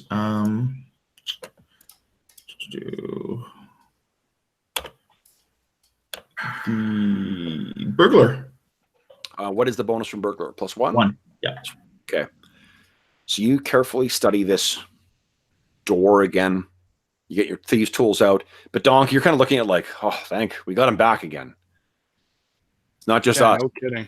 He does seem like he knows what he's doing. About 10 minutes pass. Skurg, you declare this door safe. And that's when Skurg typically steps back and lets someone else opens it. Yes. Badonk, are you taking the lead on that? Yeah, absolutely. He'll open it. Okay.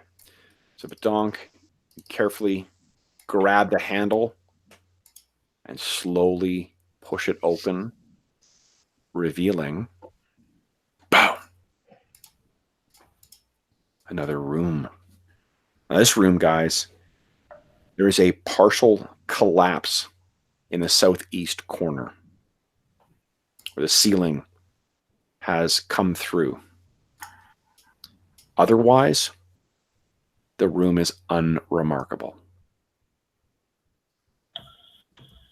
What are you guys going to do? You search it? I guess the first question is, who is the first person to enter the room? Who opened the door? Badonk Probably did. Badonk, yeah. Okay. So Badonk, you can go ahead and move yourself in there. Actually, it was difficult, Jeff. Here, I can just move you in I there. got it. No, I got it. Okay.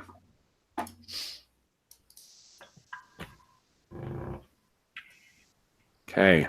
So Badonk, you make your way in. Your little goblin feet padding on the stone floor. You look warily at the collapsed corner. Wurbin, give me a wisdom check, and you can add. Don't you have like a miner or mining trait as well? I do. Yes. Yes, I do. Yeah. Make a check, and then add your wisdom, and add your wisdom, your mining trait as well. Okay. 9. Okay. So you know what? You're fairly confident that that looks stable, but if you're being honest with yourself, you really can't tell one way or the other whether that's actually stable or whether getting in there that the ceiling may come down on you. Okay, I'll let him know. Okay. Oh.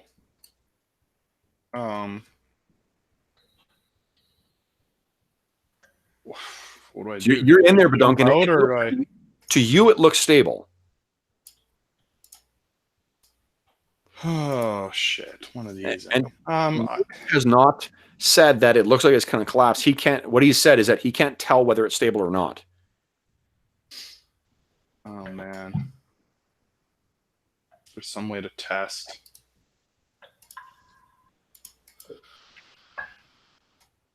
All right. I'm gonna tell them it looks fine. Are you sure? You know what, Kev? Can Skurg use his laborer trait to see if he can identify? I don't think like that wouldn't really have to do with architecture or stonework or anything like that. That's just carrying shit around. If there were stacked boxes that were potentially unstable, I would absolutely let you apply that. You can still make a wisdom check. The difficulty will be a little higher for you. Go ahead and give it a look. So, a wisdom check, please. Roll 2d8 plus your wisdom modifier. Okay.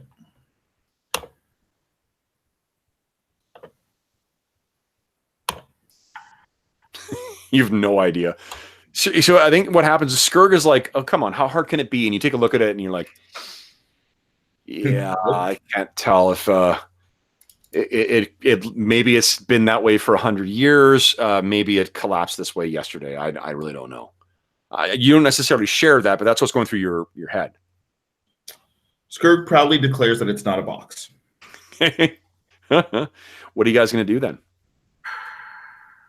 It does appear that there's another door at the north end of this chamber.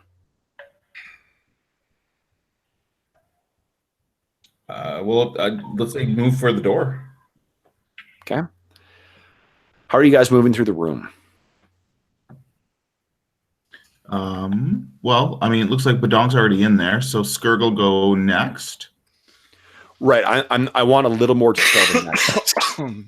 Are you sticking to one side? Are you trying to hug the walls? Are you racing across as fast as you can? Are you making your way carefully? Being extremely cautious. If Wurbin really believes that the roof is unstable or the floor is unstable, then being extremely cautious. Okay. So, Badonk, you're cautious. Oh, I just resized you again. Hold on. Go ahead and move yourself. Sorry, I got to stop moving you. Wurbin, are you moving in there as well?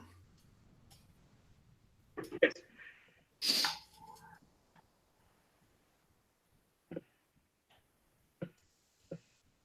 Okay. I'll move Verdugo. All right. So there is another door. You guys get your way in there, and there's not even a peep from the collapsed portion of the wall. Like not a shifting, not a crack, not a creak, no nothing. So as far as you can tell, that does seem like it is stable and it's not going to collapse. But this door, though, what are you guys going to do? Well, if nobody minds, Skurg will step. Okay, let's see here. Okay, so Skurg, you carefully study this door, and it appears that there are no traps of any kind on this door. Cool. Okay. Who wants to open the door? Are we doing the standard approach here? Yeah, might as well. Yeah. Okay. Sure. So let me just double check and see if anything is happening here. Badonk, your wraps began glowing as soon as you entered this room. Oh.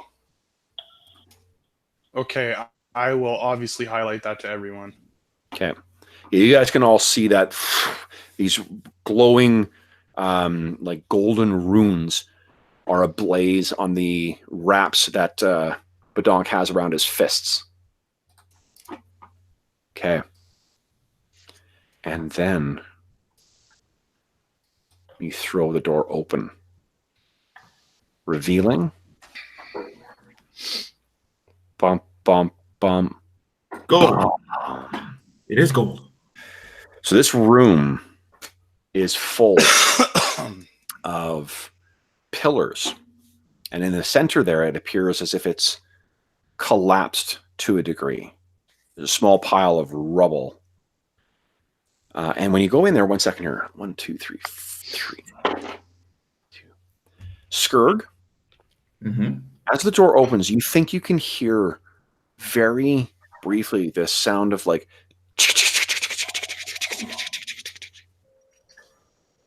Does that closely mimic the sound of giant scorpion that we heard before? No, it's because your DM cannot do sounds to save his life. Oh, okay. Good. Let me think here. Give me a wisdom check. Let's see if I'm trying to think what you would have been exposed to. You said don't use the roller on the sheet.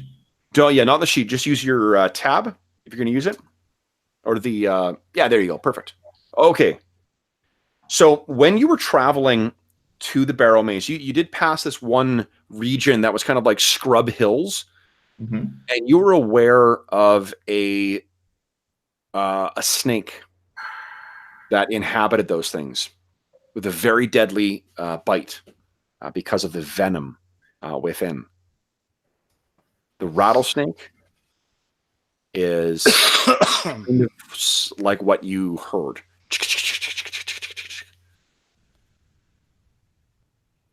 What are you doing? Am I the only person that hears this? The door has just been thrown open. You hear that very briefly. No one else hears that. I'll let everybody know that there's snake.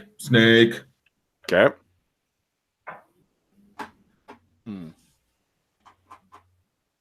Snake. Doesn't mean that we're not going in. Just know that there's a snake in there. Okay. What are you guys doing? Screw will go in. We'll in. And if these things on the side there, what are they? Pillars. Yeah. Enormous Screw will pillars. take a defensive position behind us, a pillar. Okay, so you get in there. Actually, by the time you get in there, I'm going to get you to make Steve. You're in charge of surprise rolls. You have been doing pretty damn good so far. Let's see if you carry on here. Here it comes. Not a 1, not a 2. 8d6, right? Sorry. D6, please. Yeah. Dude. Oh, no! Fired. Dave, you're rolling for surprise now. Jeff, you're rolling for initiative. So unfortunately, even with the warning, this thing moves so quickly. And as soon as you make your way in there, Dave, This thing comes racing out towards you. And it gets one attack on you. Not for them. With a nat 1, I'm going to say instead make an attack on it. What do you want to do? Well, Skirgle use a little. What is he going to use here? What do snakes hate?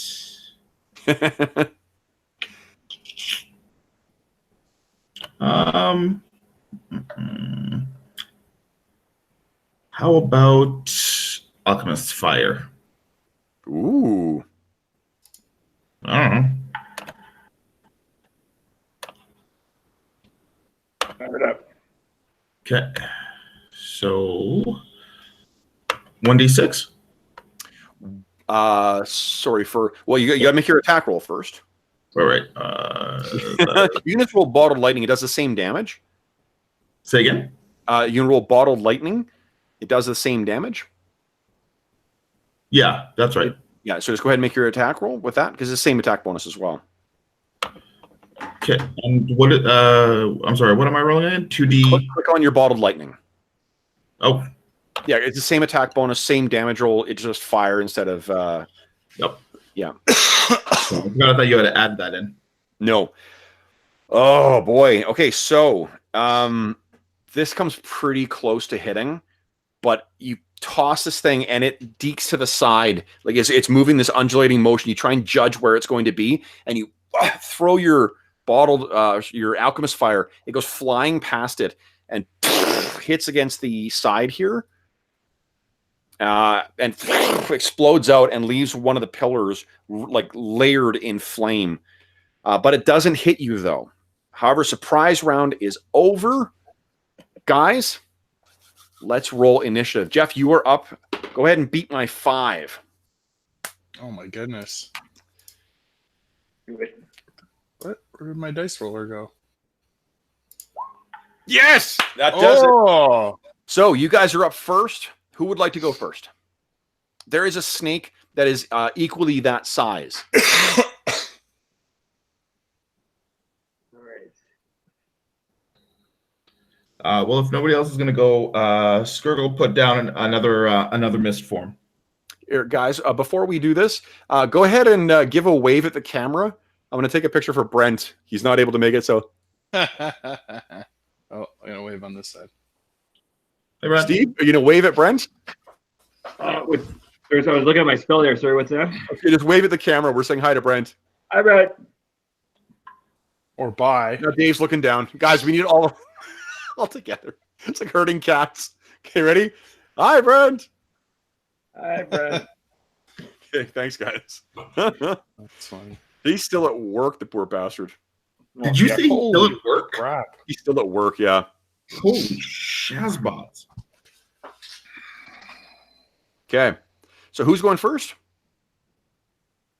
If no one else was going, Skirgle put down a mist form. Okay, so you drink that thing back, no problem. So who's going to go next? Badonk, you're right up front there. You want to go? Sure. Take on some giant snake. Ooh, it's a good roll. Not good damage. But that is good enough to hit. So you leap in Nice. and start kicking away or tearing away this thing's side, and you're ripping away some of its massive scales. It's not. It's certainly not down yet, but you have inflicted some injury, and its body is sort of like undulating, trying to get away from the damage, and its head kind of turns and arcs towards you. Its tongue, kind of, lapping out at the air. Its head itself and those fangs look like as long as your arm. Who's up next? Werbin? I'm going to run in there and quarterstaff it. Okay. Quarterstaff. You actually hit. I was because you got those, what do you call it? You've got your gauntlets of ogre power. I forgot. Right, yes. Bam! You hammer this thing. And you collapse at least part of its insides. You've shattered tons of its ribs. It's probably hit more than once. Whack, whack. We've got Vaz. This is not a lesser foe, so Vaz does need to make an attack roll on this. Okay. It's not a lesser foe for her. I'm guessing she goes again with the halberd. That's probably her best bet. Yeah, I think it's pretty badass. Oh, terrible roll! So she comes in and tries to skewer this thing with the sharp end of her halberd, and it hits this thing's scales and is just knocked aside. Just doesn't get good purchase on it. That leaves our hero Verdugo. Is Verdugo going to attack, or is he going to keep his distance?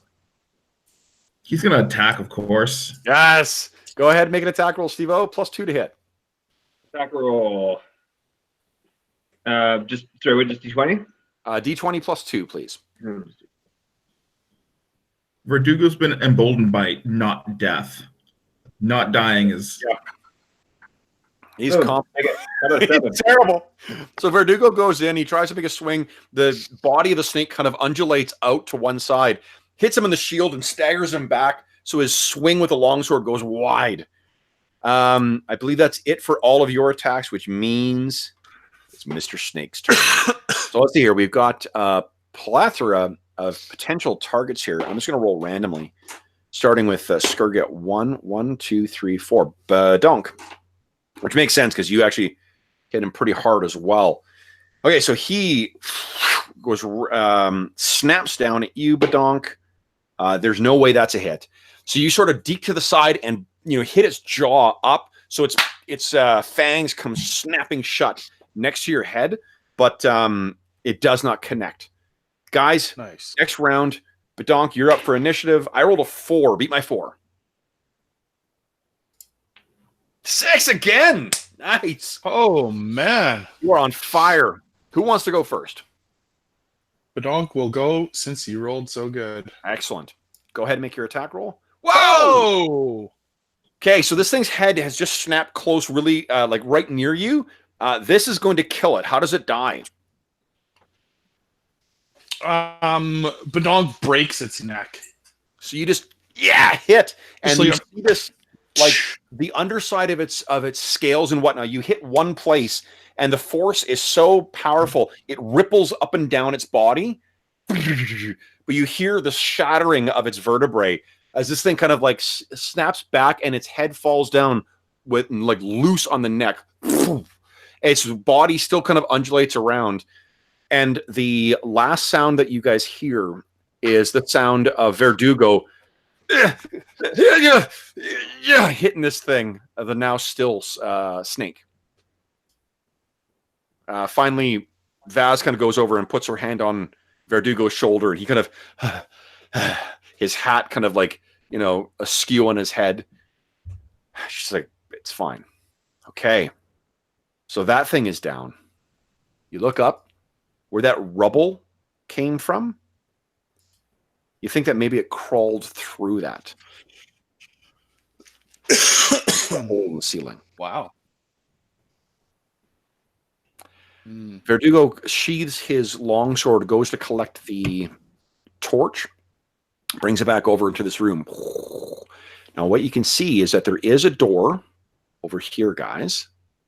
There is a hallway that extends further down, and let me reveal a little more of that just to tantalize here. Ooh. Before we leave the room, we should check it. I think there's an excellent idea. So this room has those 4 pillars. There's that small pile of rubble, and you also see now why you did not spot this thing when you first went in here. It's because right over here in this corner, in the southeast corner, there is a rubble pile. So there's a pile of human bones and various other creatures that fill this heap that was its neck. In addition to the bones, there is a pouch in there. Who picks up the pouch, if anyone?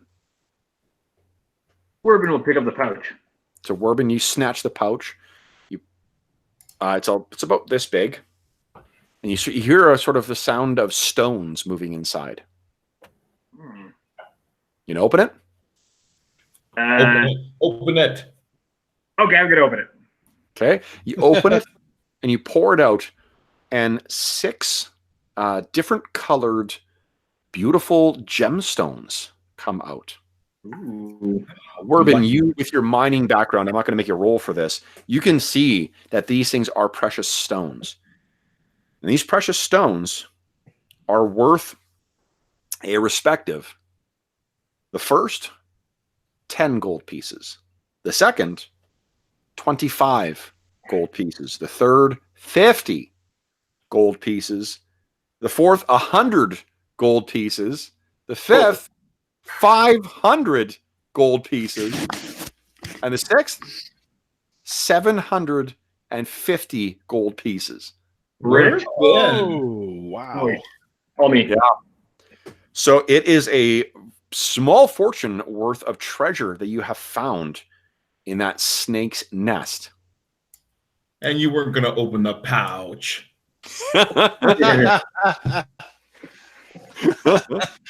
So that's a pretty hefty haul so far. What are you guys going to do? Your wraps, even with the snake dead, Badonk, your wraps continue to glow. Ooh. I will point that out. That's okay. Let's keep going. Which way would you like to go? Well, Oh, it looks like where Skirk's going. We're going this way, motherfuckers. Okay, so let me just reveal a little more here, because there will be some more decisions to make. Decisions that may result in your riches in life or a painful death. Do you want to see? Yeah. Skirk? Just remember, guys, Skirk asked for this. 1, 2, 3. The corridor continues down. Skirk, you see up ahead this room left. Master of suspense. 1 second here.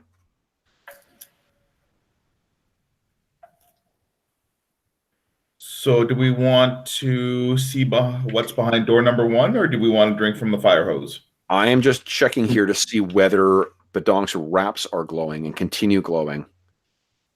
Yeah, they do. As you make your way along that corridor, I'll get rid of that snake. 1 sec here. Goodbye, snake. Alas, poor snake, we knew you, Horatio. Come on, snake. Get out of here. Bullied. Okay.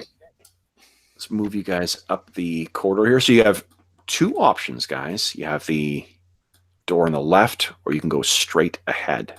Which would you like to choose? And your wraps continue to glow all the way along this hallway too, Badonk. Skirk's indifferent. So if either of you guys have a preference.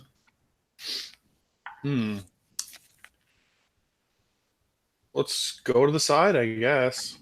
Yeah. You're opening this door? Well, we're not just opening the door, Cav. What are you crazy people? Skirk will check the door again. Okay.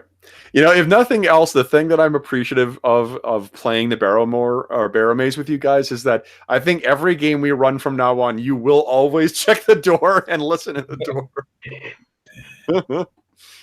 It's definitely like a old school gaming boot camp. Okay, so Badonk, or you're Badonk, Skirk, you take your time at the door, listening very carefully, and then checking the thing for traps. As far as you can tell, there are no traps on this door. What are you going to do? I will let Badonk know. Badonk? It's good to go through it. Okay. So we'll move Skirk back, move Badonk up. I want to make sure everyone's in the position that they're going to be for when that door comes open. Not for particular reason, just for the sake of consistency. You know, Badonk, if anything ever happens to you, Skirk will feel so bad. Just saying. All right, here we go. So, get ready. You place your hand on the door, Badonk, and you cast it wide. And what you see before you will be revealed in 3, 2, 1. Whoa! Holy crap!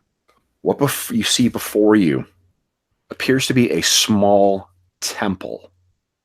That star that's on the far side, the western side of the room, that is a foreboding statue of some kind of blasphemous god.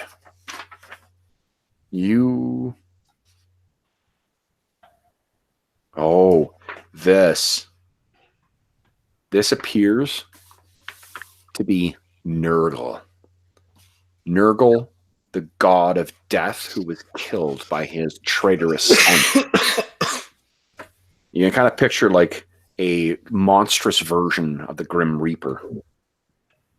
The statue beckons entrance forth, its skeletal hand kind of gesturing in a posed or a static pose. But as you open the door, the two things over here, that's a pillar. But that box that's in front there, that is an open hole in the floor. What are you guys going to do?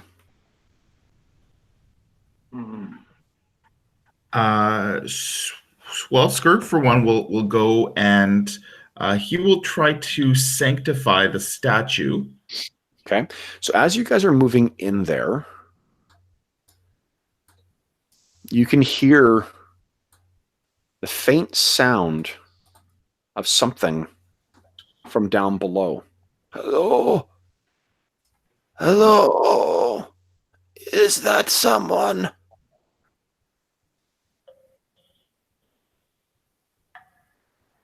Jesus.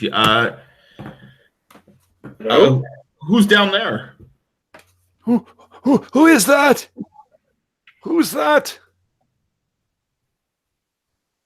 Well, if you are a friend, then we are here to help. I'm a friend. I am a friend.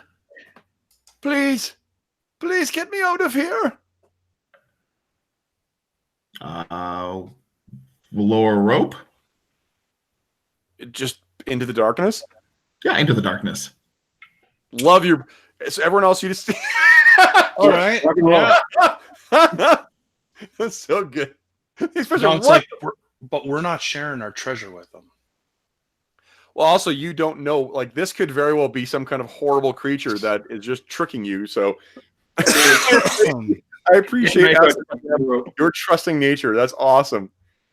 Look, I mean, all we have to do if the thing that starts coming up the rope is not the thing that we want to come up the rope is we just let go of the rope. So you put the rope down and the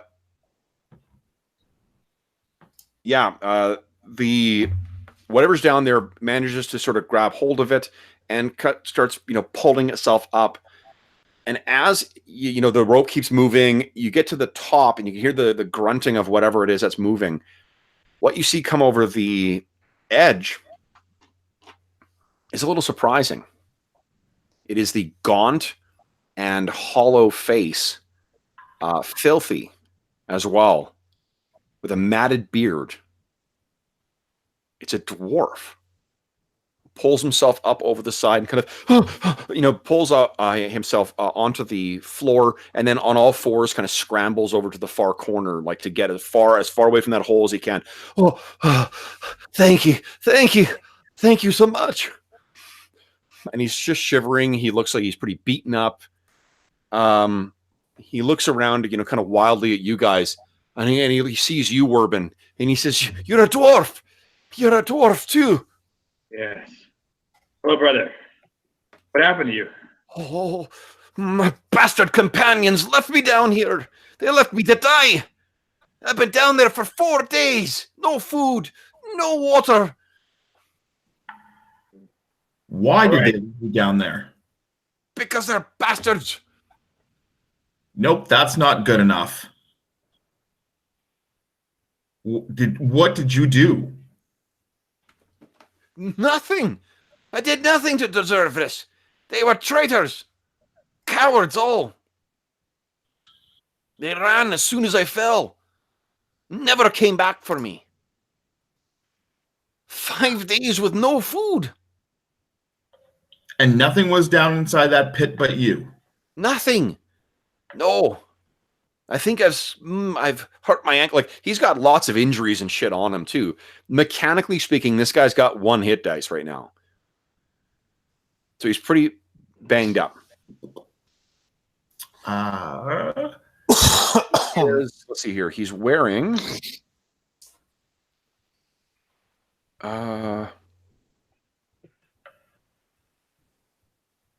probably wearing like chain armor. He probably has left his stuff down in the hole. He was so eager to get out. Oh no, he's an adventurer. So he's got like a battle axe with him. He's got a shield.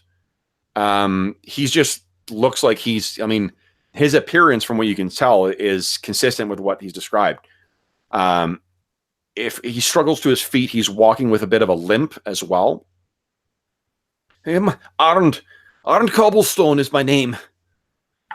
Wait. Jesus, man, take care of yourself. And Scourge will toss him a vial of lesser life. Okay. Have you seen him around Helix? 1 point and 1d6. Is that right? I think that sounds right. Let's see here. Kev, have we ever seen this gentleman around Helix? Give me a let's see here. What would it be? Maybe a wisdom check, I think.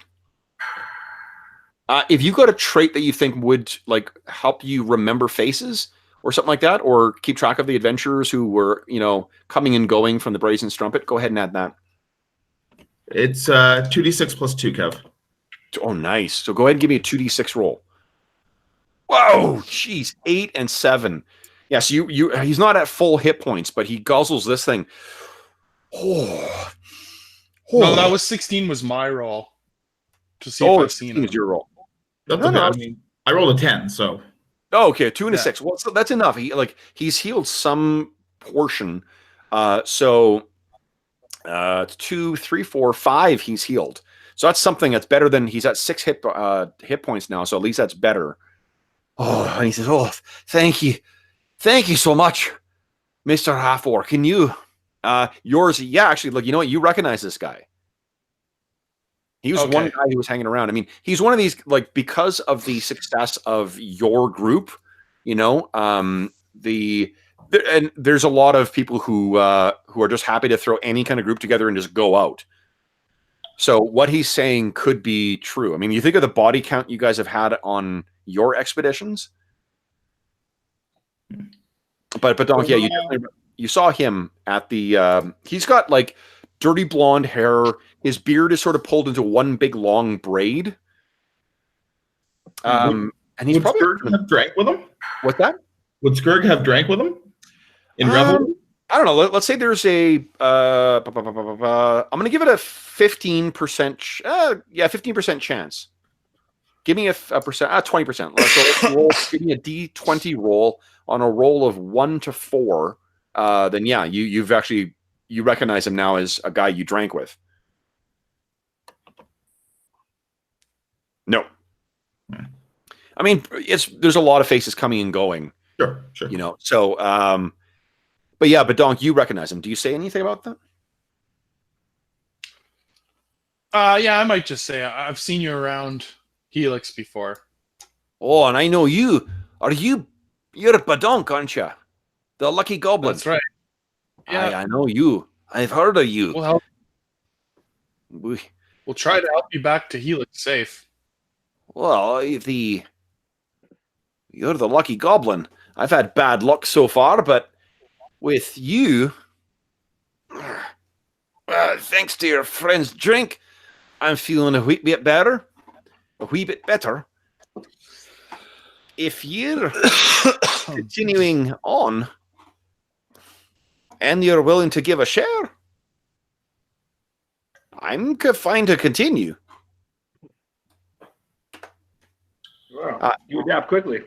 Is saving your life not enough of a share for you? Oh, don't! I'm happy. Hey, you're right, Skurg. It's a selfish thing to I'm no better than my companions. No better than a goblin. Oh, I'm sorry, goblin. I'm more than happy to help. However I can help, if you want to continue, I don't want to disrupt your expedition. I know how successful yours have been in the past, goblin. And again, I'm sorry for the slur. I'm grateful for you pulling me out of that place. I tell you, if I find them again. So what do you guys want to do? I'm just trying to find a token for him as we go here.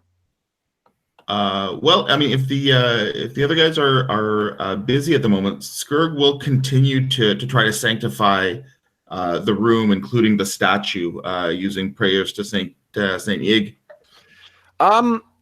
So I'm not sure that you would know one way or the other whether it's working. Like, you don't have any actual divine power necessarily. So like as far as you could tell, it's it seems to be working, but it's this place is pretty evil and creepy and whatnot. So can he try to channel? I mean, because he kind of straddles both worlds. Yeah. Through his tattoos, can he try to do the same through the power of the Green Man? Ooh, interesting. Okay, well, because I love that idea. Yeah, let's do this. It is a defiling source, so any kind of... Dave, did you have any inclinations towards multi-classing at the next level? That won't really affect what I'm deciding here, but like, remember that in this game, you can take every time you advance in a level, you can choose to take a new class. It's just that you need to sort of do something story-wise to manifest that. Yeah. Now, I'm not sure that's what you had intended for your character, but this, just as an example, is a great way to introduce a story element that would reflect your like that intent mechanically. Well, I wouldn't be averse to it. Okay. What I want to put down, you're getting some pretty cool stuff as an alchemist as well, but okay, yeah, no, the tattoos are to the green. Yeah, actually, Green Man could also be a druid. So you're making your way along, and you're saying a prayer to both the Green Man and Saint Yig. Is that what you told me? Yeah. That's pretty okay.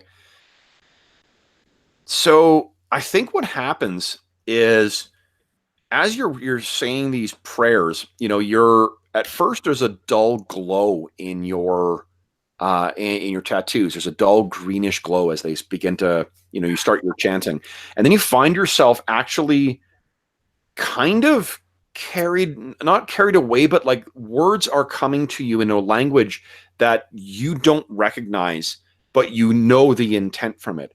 And Werbin, you're actually really shocked by this because, like, there is a secret language that only druids know. Right. This guy's speaking in the druidic tongue. And, like, you've known Skurg for a few months now, and he's never given any inclination that he knows this. Not only is he saying it, like, it's unaccented perfect in the secret druid tongue. So he's saying all these things, and there's this soft kind of green glow that's surrounding this room. And then the insides of here are decorated with carvings and whatnot, and reliefs of really fucking horrible, like, skeletons and tombs and things like that, what appear to be like phantoms or specters or ghosts of some kind. And as you're saying this, the light, instead of casting kind of eerie shadows, which seems to be always the case in here, there's actually a brief bit of light. And when you finally return and you touch that statue, the only sign that there's been any influence here, there's a small crack of the sort of the hood, and part of it sort of falls away, exposing the blank carving. Like someone didn't think to carve anything underneath the hood. The hood carving kind of went out and left a concave thing inside. It falls away and reveals a crack from which springs a small white flower. So it seems that you have sanctified this room, or at least as best as can be managed, with the permeating necrotic power in the Barrowmaze. And sort of as soon as you stop concentrating, the light kind of goes down in your tattoos, your eyes, return to normal.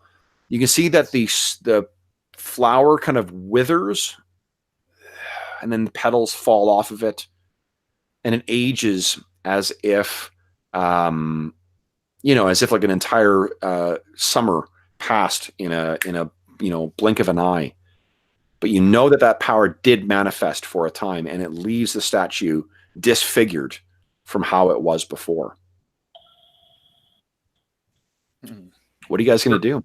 Skurg turns to Werb and asks, "Did it work?" Hi, my friend. I think it worked. Good job. Skurg, your renown with the Church of St. Yig and with the Cult of the Green Man has just gone up by 1 each. Oh, yeah. Let me just quickly do that. Oh, I hate that. My fucking keyboard's not working. It drives me bananas. Okay. All right. I'm just going to record that so I don't forget. All right. Whew. So you have 4 renown with the Church of St. Yig now. And you are 1 off from getting the 2nd tier reward with the Cult of the Green Man.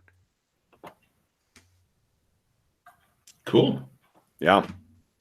Okay. So the Arndt. I'll spell his name in the chat here, guys, so you know. Also, thank you so much for giving me an excuse to do my dwarf voice again. I'm so happy. Woo! Okay. So what are you guys going to do? You got Arndt and you've got the Oh, you know what? You notice.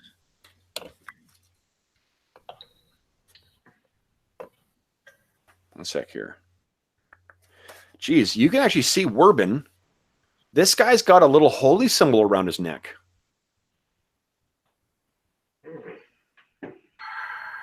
What's the symbol? Symbol of Crom, god of strength and battle. Ooh. How does a guy like that end up in the bottom of a hole? Yeah. Trusting companions, I suppose. Speaking of which, where would you guys like to go now? It appears that you have 2 choices if you stay in the immediate vicinity. There's a door at the northern end of the corridor, and there's another door leading south out of the snake room. Let's search the room before we leave to wherever. After Skurg channels the gods, he's usually quite spent, so he's perhaps a little more quiet than at this point than it would be expected normally. Well, this does seem to be the closest he's come in the waking world to touching the divine. Right, like he had that dream where he tried to pray to the Green Man, and he dreamed of that thing. But this is the first direct manifestation of divine power that he's ever manifested.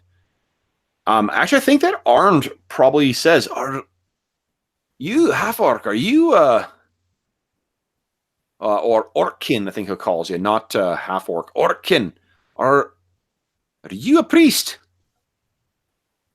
Well, no, not the way that you would understand one to be. Your people have strange customs, then. I could see divine power and know it when I see it. You're touched by the gods, boy. And he kind of looks at you, Werbin, as if like, yeah, Aye. Few of us are touched. I see. Well, where do you wish to go now? Goblin, I hear that you're the lucky one.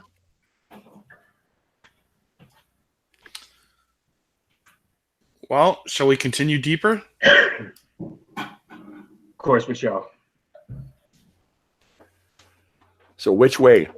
North or south? Yeah, north, I believe. Okay. Then north it is. What order would you guys like? I guess you're going to do the same old. Get good old Skurg to check the door. And you guys come up the rear. Well, Badonk has to be right behind because, I mean, who else is going to go through the door? You know it. Okay, and all right, so we got everyone in the corridor here. Let's check for traps. Wow, that's very cool. Now let's check here.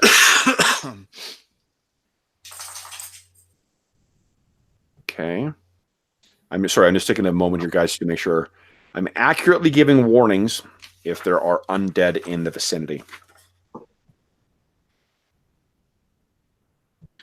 Are Badonk's wraps still glowing? That's what I'm just double checking. There are, yeah, they still are glowing right now.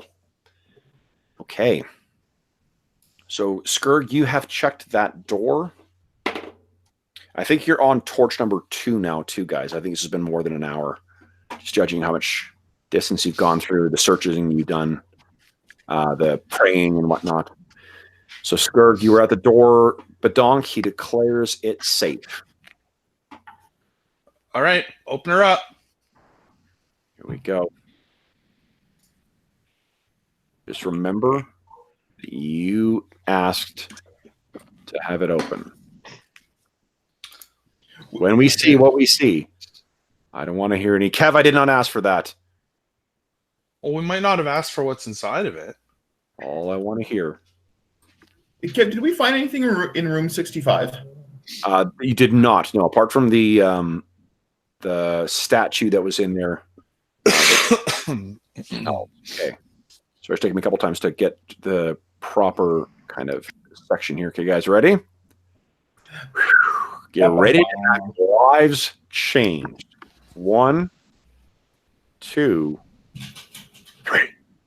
Oh my goodness. Doors. Jesus. Holy Diana Rooney. So this corridor, guys, appears very much. You're beginning to understand why people call this the maze, because again, it looks like this. Oh man. Stretches down and still remains silent. But there are so many doors here. To your right, a corridor ahead. Another door, and then what looks like a corridor turning to your left, to the west. Badonk, you're probably the first one through here. And let me think here. Give me 2 seconds. I'm going to make doubly sure that I'm not giving false information here.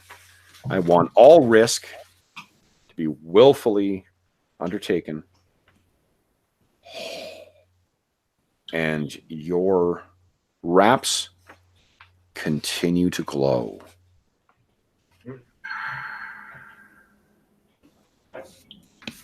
What are you going to do? Oh man. I don't know which door. What do you think, guys? Let's see here. Let's take the door on the right. What do you say? Sure. Right there. Door on the right? Okay. Shall we listen? Okay. Skurg carefully assesses the door while the DM looks up the room. And Steve, it's interesting that you said let's listen at the door. Because Werbin,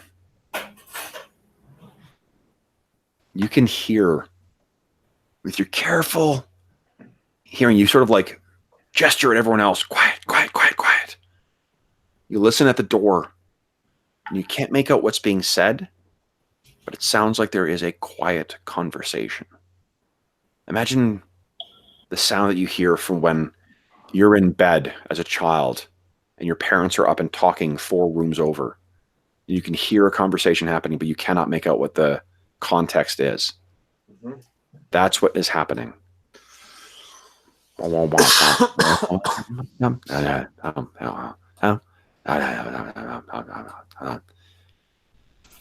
How many people does this sound like are talking? Werbin, you really can't judge. I mean, it sounds like more than like 2, but you couldn't make out enough. Does anyone else have keener senses, maybe? Mm-hmm.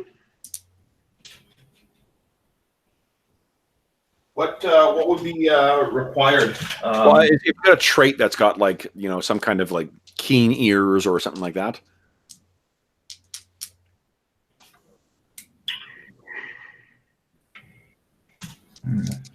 Let's see. But Donk, you sort of listen at what do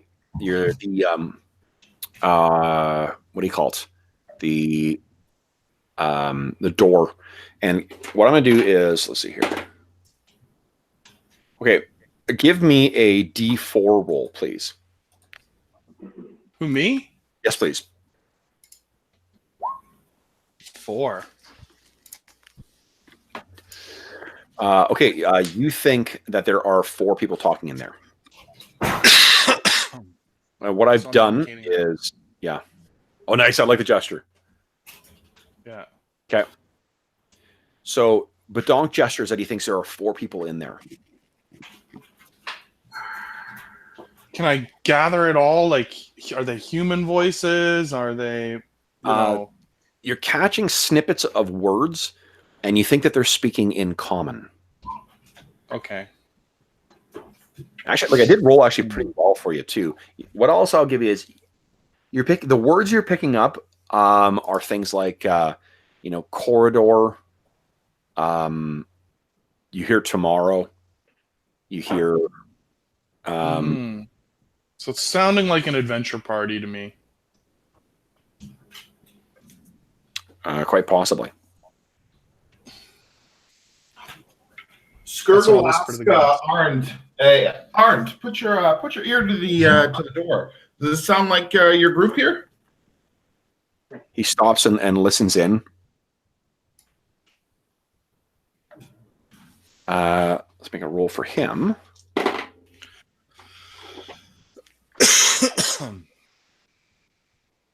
And he gets kind of a look on his face like, "Oi, it's them." Well, what do you want to do? He kind of grips his battle axe in 2 hands, and kind of his face twists up. He's still all beaten, and and I think that Vaz has given him a little bit of his food, but he is, he's quite eager to get some revenge. He's pretty pissed. We could just lock them in the room somehow. Yeah, but we don't know if there's another door on the other side of whatever is on the other side of this. True.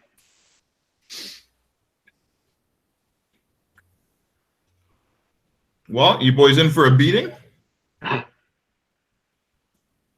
These lads deserve a lesson. All right. We're with you, Arn. He goes, wait. There. If they're still all there, then there will be 1, 2, 3, 4, 5. He sort of gestures, 8. Oh no, he would have said 10, I think. There's still 10 of them. You think you only heard 4, Badonk.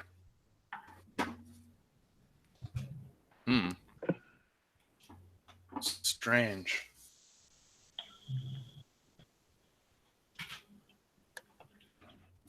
What are you guys going to do? Well, Arnd, what do you want to do with them? Drag them back and toss them in the hole?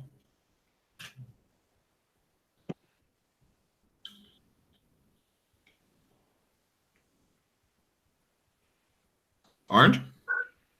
Oh, sorry. I was trying to find a token.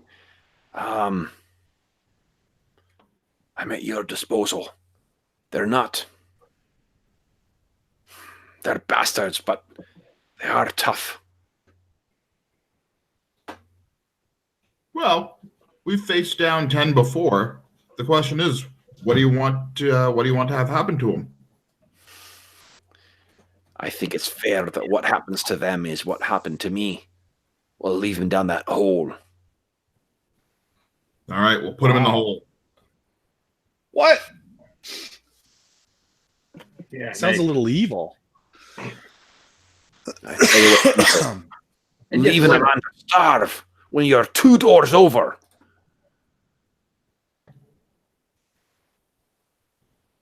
That's evil. Well, let's go confront them at least. So what I'll let you guys do mechanically, because you're going to get the drop on them, is I'm not going to roll surprise. You guys will have a surprise round. So if you want to plan out kind of what your actions are going to be here, you can go ahead and do that. So what do you guys? What's the tactic here, guys? You guys tell Badonk he's not sure of this plan, but he'll, listen to your ideas of what you want to do. Well, why don't we start by going in there and incapacitating them? We'll just beat them into unconsciousness, and then we can decide from there. Mm-hmm. So what are you going to like? All your weapons are lethal weapons, but Dawn could probably automatically just knock people out instead of killing them. But you guys, you can't set your bottled lightning for stun. Au contraire. Skurg does, in fact, actually just learn Stone Fists. Oh, what does Stone Fist do? Well, let me tell you. That's awesome. Yeah. Stone Fist. What does it say? For 1 hour, your fists deal 1d8 damage. Oh, wow. So it'd be 1d6 for you for max because of your class cap at d6 damage, but still, that's Man, that sucks. well, again, that's why you get to cast spells and stuff like that. Okay. You know what? No. Ignore me. That's a magical effect that's using up a resource, so I'm fine with that. Your spells attacks would do more than your weapon cap, so ignore me, Dave. That's fine. 1d8. Okay. So is that what you consume? Yep. What's the duration on that? It is 1 hour. Holy shit. So 6 turns. Okay. If you quaff your potion and your fist harden up to like stone, Werbin, your quarterstaff, I guess, could probably do non-lethal damage. Yep. Okay. And I can get Shillelagh on it. Oh, Shillelagh, yeah. And Badonk, you're on board with this? I guess Vaz could use the Yeah. blunt.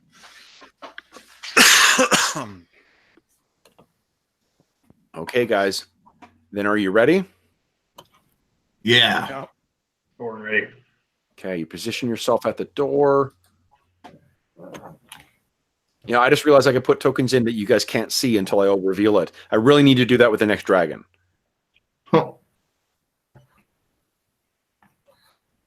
What's more disturbing? It's fine as long as we can't see. Is it more disturbing that I said the word dragon or the word next? Okay, ready? Here we are, guys. 1, 2, 3. Door is open. You guys have initiative. Who would like to go first? There are 8 guys in here. There's probably 2 women in there as well. So 6 guys, 2 women. all sitting around a small, smoldering kind of. It's not really a fire; it's more just like ashes at this point. I don't know. It's a little campfire, and they all sort of like turn, and you guys have a surprise round on them. Who'd like to go first? Scarlet will run in and he'll yell out, "You rat fuckers! Who wants it first?" Go ahead. Roll. It would just be the same as for like one of your weapons, your melee weapons. You could just use. Actually, let me. I don't know why I'm not just setting up. It takes 2 seconds to set up one of your new attacks here.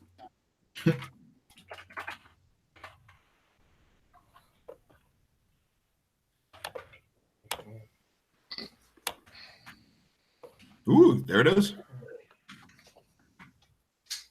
Boom, ready to go. It rolled a syntax error, Kev. Oh, try again. Okay. Oh. Yeah, I was typing at the time. Okay, so yeah, that is definitely a hit. 6 does 2 points of damage. Go ahead and roll your fray dice as well. Mm-hmm. No. So there are. This actually might be too big. Let's see here. Is that? Let me see. Did that go on? Oh, it's so small you can't see it. What if I did this? Yeah, there we go. Okay, so we got 1, 2, 3 are knocked out as you go racing in and just bam, bam, bam. Who wants to go next? Dang. Wervin is next in line, so he's going to rush in there and bean somebody on the head. Go ahead and make your attack roll and roll your fray dice. All right. Oh, man. Nice. 2 more. Excellent. Bam. Bam. Roll 1 more, okay? So between the 2 of you guys, 6 of them are now unconscious on the ground. But Donk, you want to try and finish them off here? Absolutely. 11. Oh, It's terrible roll. It's not a good roll. So it does not hit, but let's roll your fray dice, though. Fray dice, maybe. Yeah. Nice. There you go. Oh, So the remaining 2 nice. are down because of your fray dice. Holy smokes. All right, so guys, you go racing in, and in a span of like 5 seconds of just a flurry of violence, these guys are all knocked out on the floor. And you hear Arndt say, "That's right. That's what you get, you bastard." Oh. Crom, that's good. Quarrel.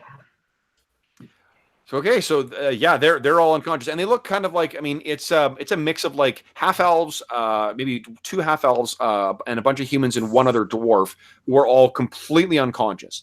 They look a little bloody. They look, I mean, they're all unconscious at this point too. So what are you guys gonna do? Let's take their stuff.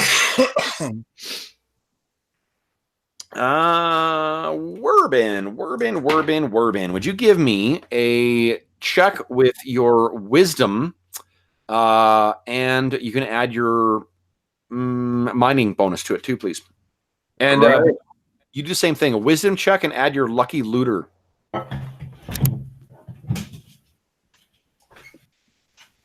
Yeah.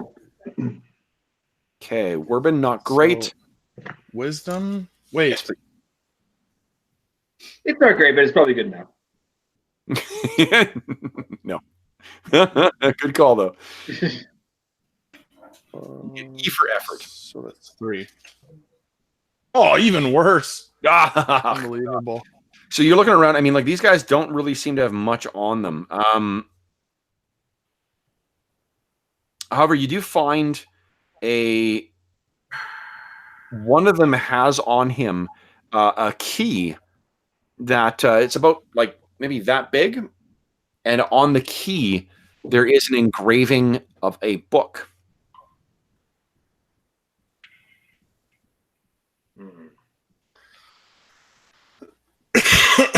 Interesting. So they're unconscious until, for a while now. What do you guys want to do? They're at sort of your disposal. As you get a little closer here, you can see that this does carry off for quite some distance down.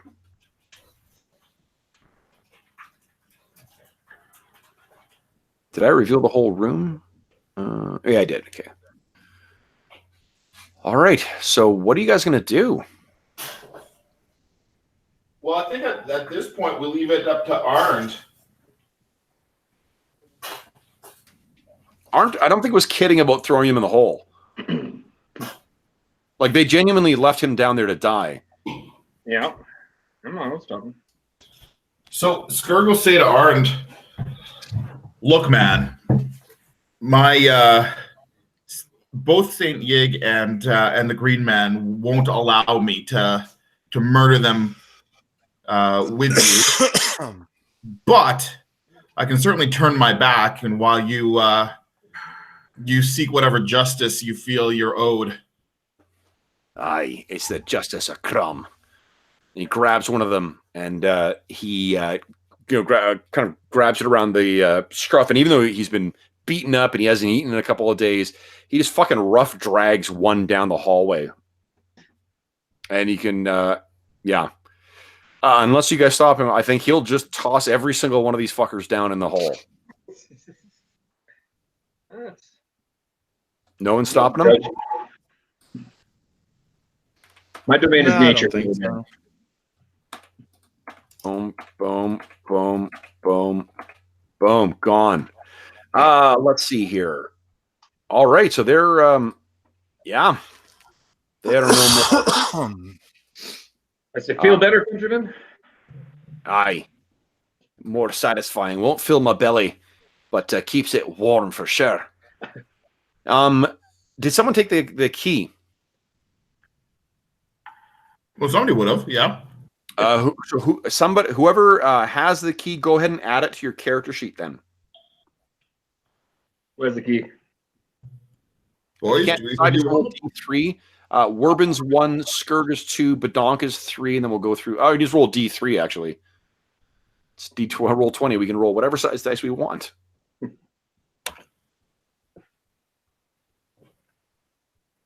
Roll D3, you said? Just roll D3. Rolled it.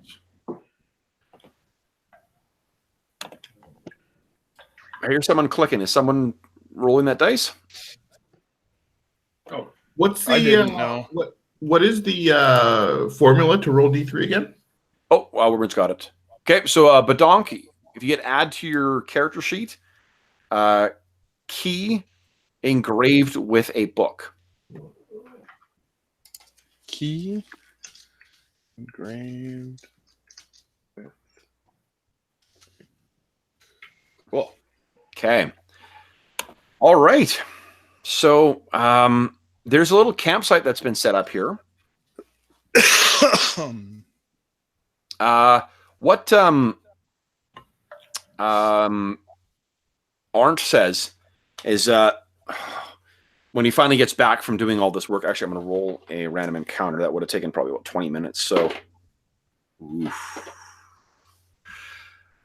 So what Arndt says is that when they make camp, they hide stuff. They had talked about it using a coding system. I don't remember what they said, but if they were making camp here, which it appears, and he's sort of like he's eating their rations right now, quite hungrily, which may have been actually his rations at some point. They may have something hidden around here then.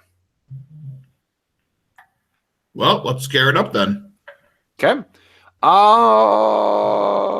Let's get everyone to make wisdom checks. So, Werbin, you've already made yours. Right. Badonk, actually, I guess Skurg.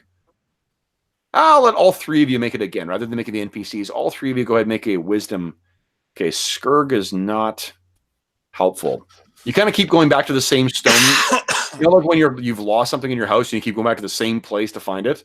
Mhm. I'm sure it's here. Like, Scarlet, you check there. No, but I didn't really look. Badonk and Werbin, go ahead and give me a wisdom check, and you can add your mining and your lucky looter traits to your roll. 17. Wow. Okay. And 17. 17 as well. So you guys find it simultaneously. Like both of you were sort of looking around, and then Badonk, you sort of tap Werbin on the shoulder, and you gesture, and you guys make your way over. And there's one of the flagstones that makes up the floor in here it's just a hair above where the other one is. You grab a dagger out and kind of pry it open, and sure enough, within you find two pouches. One of the pouches has 10 gold pieces. The other, 300 gold pieces. That's a lot of XP you guys would be getting if this was a normal OSR game. Wow. So guys, that's a pretty good haul. What would you guys like to do next? Why don't we do one more room? Jeff's sick tonight, so why don't we do one more room, and then we can roll for encounters heading back to Helix. Yeah, sounds good to me. Okay. What is that square with the X through it, Kev? That is a place where your lazy DM has not taken a pit trap out. Okay. Check for traps. Yeah, and I've actually had to, on the other maps I've been using, I've gone in to do it, but it's such a big map and it was such a pain in the butt to set up the first time. I'm just not fussed to go in, so I'm going to add pit traps in where they aren't on the map to make up for it. So what are you going to do? Well, boys, which door do you want? That corridor, just so you know, the corridor does seem to continue further down over here, and it arcs up here. And it's up over here, and it turns around over here, and there is a door over here, and a door here.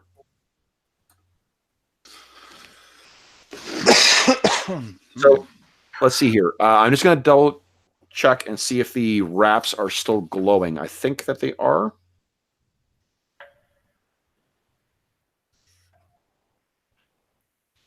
Werbin, Badon, do you have a preference? Not really.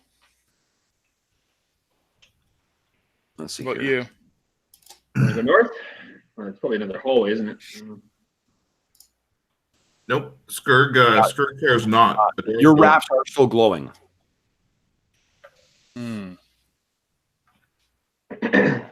Shit.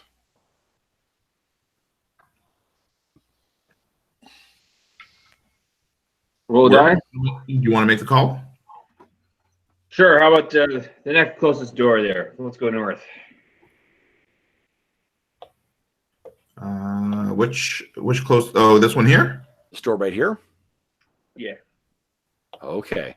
So as you approach that door, you notice that there is a metal engraving of a book that is embossed on this door. Well, shit. The door has 2 locks on it. Who grabbed that key? Was it Badonk or was it you, Werbin? It wasn't me. Yeah, Badonk has the key. Okay. Skurg will check it for traps regardless. Okay. Let's see how he does. As far as you can tell, after 10 minutes of inspecting, there does not appear to be any traps on this door.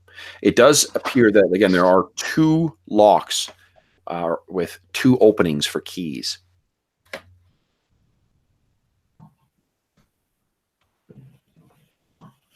What are you going to do? You want to try your key? Why not? Why not? Okay. So you grab your key, you place it done, and then it slides right in. Like this is, it does seem to be the correct key. But you try turning it, and it doesn't want to turn. Well, somewhere there's probably a second key there. Arn, do you know what the second key would be? Second key, no. I've not made it this far. The last place I was that damned pit.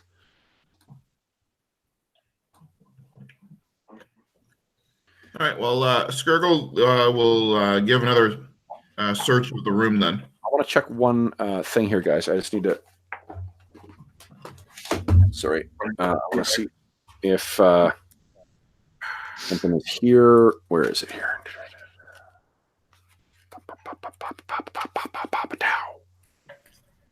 Okay, here we go.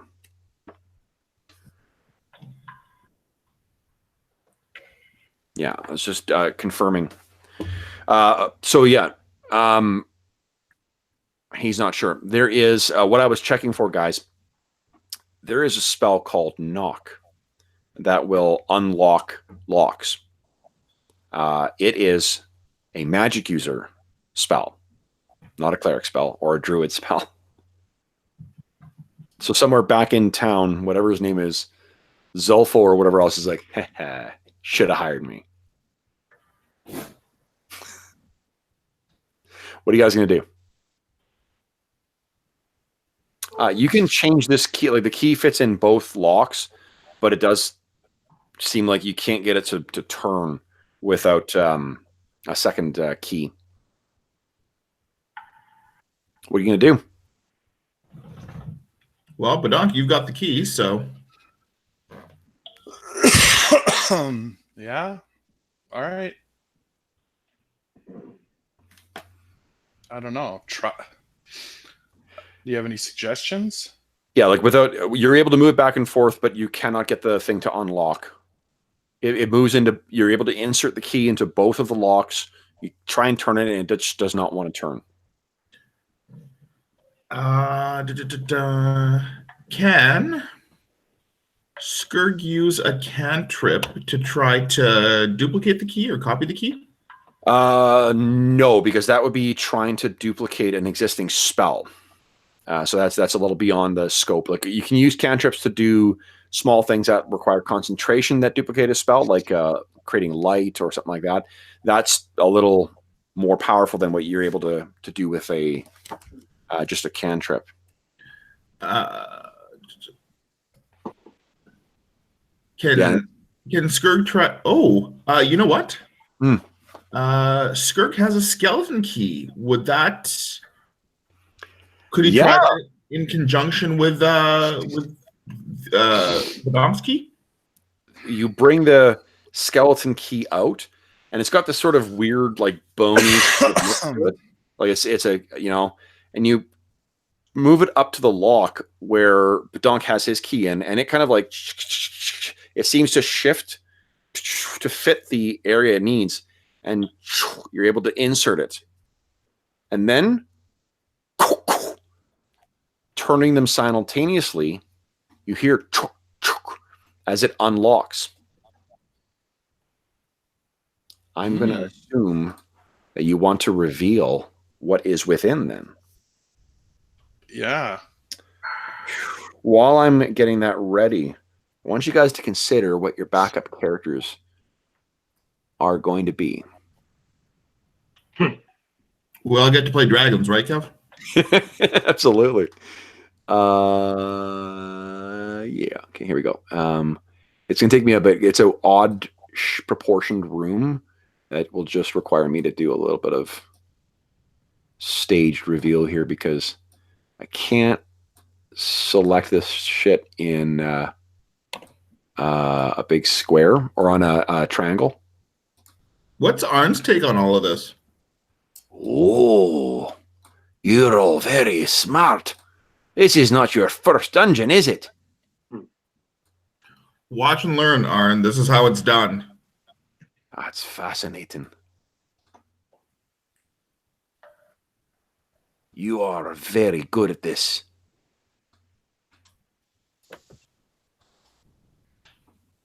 You've done this before, I take it. Well, no, you're right about that. It's certainly not our first dungeon. Incredible. Okay, roll 20 is... I think I tried to do too many little steps for it. So it doesn't really matter, but that's enough of the... It continues up into kind of a triangular point up there. Guys, what this room looks like. Once it's open,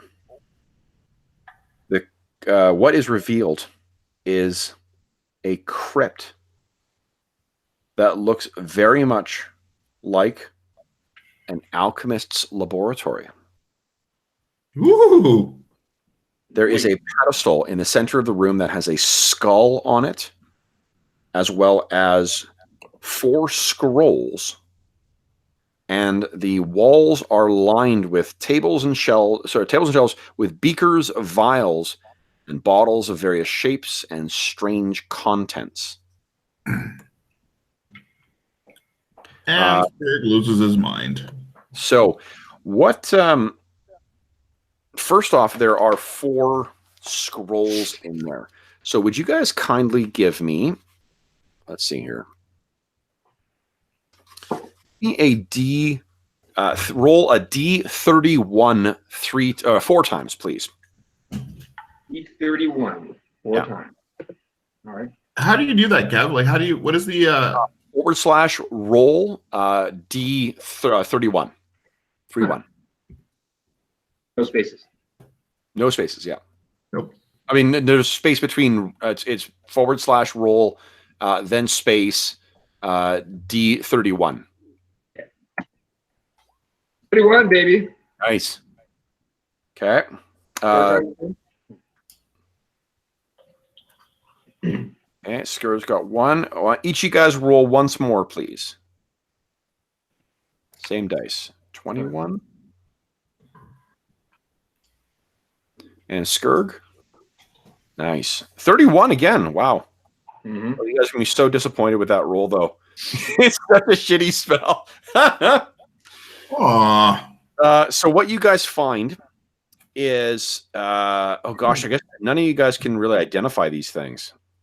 No one's got... no one. Well, I mean, you might be able to. These are arcane scrolls that you guys have. No one in the party is able to make use of these things.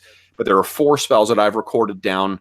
Either, what's his name? Arcana Mandarax, Alamandarax, or Vax might be able to identify that for you.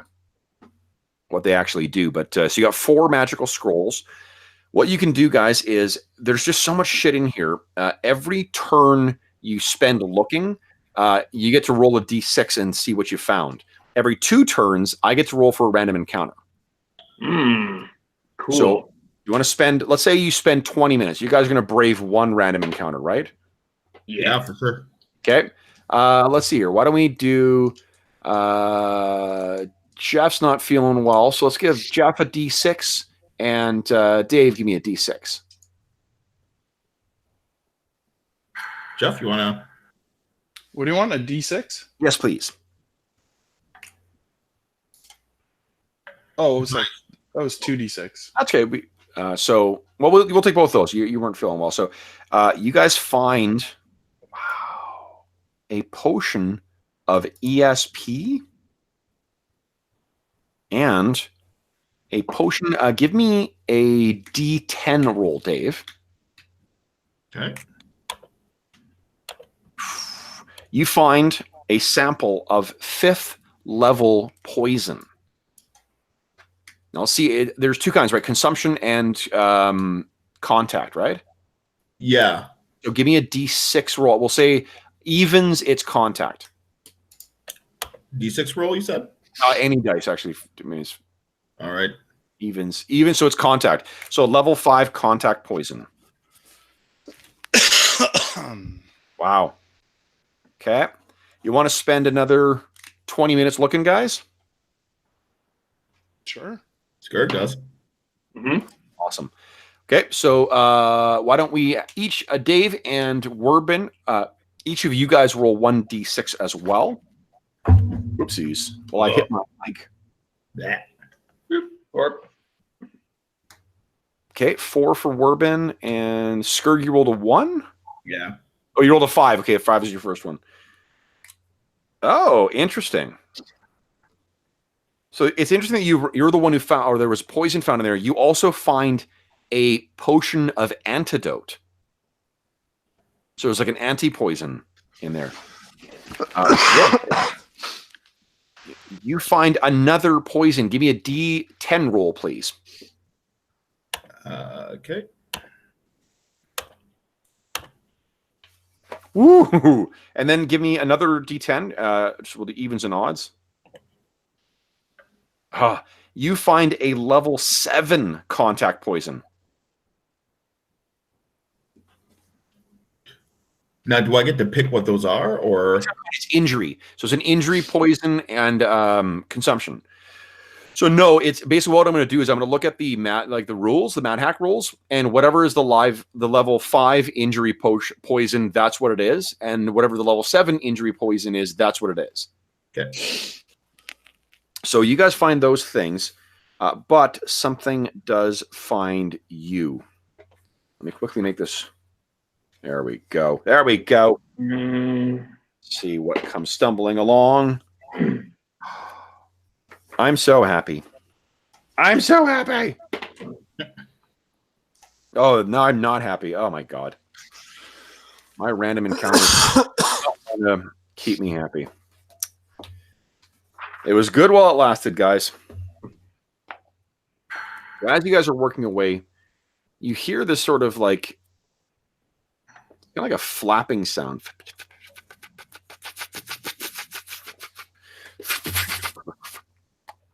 I'm really terrible at sound effects. Let's roll. Who is currently rolling for surprise? I was. You got fired? Yeah. Was he fired? He was fired. I think Dave, you're rolling for surprise, and I think Steve, you're back to rolling initiative. All right. I think we've all been fired from our initial. Yeah, Absolutely. it's the fun of the system. Dave, go ahead and roll for surprise. And what is that? What am I rolling for that? Surprise and initiative are both D6s. Not surprised. So let's roll initiative. Steve, I believe you are in charge of initiative. Beat my 3. Eat a 3. Oh! Okay, so I will go first on this. So you hear something like you're all sort of crammed in this little room here, looking through all these vials and containers and stuff like that. And then you hear something kind of battering around outside. And that's when, so something does seem like it's trying to get in here. What are you guys going to do? You have time. Somebody's coming down the hallway to try and get in to where your room is. What are you guys doing? You'll be able to ready actions for whenever this thing comes in. Well, barricade the door. You slam the door. Yeah. Okay. So you slam the door. Oh no! And you hear a chick as the locks kick back in. Oh. Crypts don't have ways to get out, guys. Yeah. What's the door made of? The door is made of pretty heavy wood. Oh boy, you'll be able to break your way out, but remember that to break your way out is gonna make a lot of fucking noise, and you hear a boom, boom, boom, boom. Something's bumping up. What are you guys gonna do? I do have a spell called Warp Wood. What does that do, Steve? The caster causes wood to bend and warp, permanently destroying its straightness, form, and strength. A warp door springs open or becomes stuck. A boat or ship springs a leak. Warp range weapons are useless. The caster may warp a volume of approximately 15 square inches per caster level. I love it. Yeah, then that would totally work. All right. Okay. So you, but the thing is that will leave you exposed to whatever is banging around outside. True enough. What do you guys do? What do you think?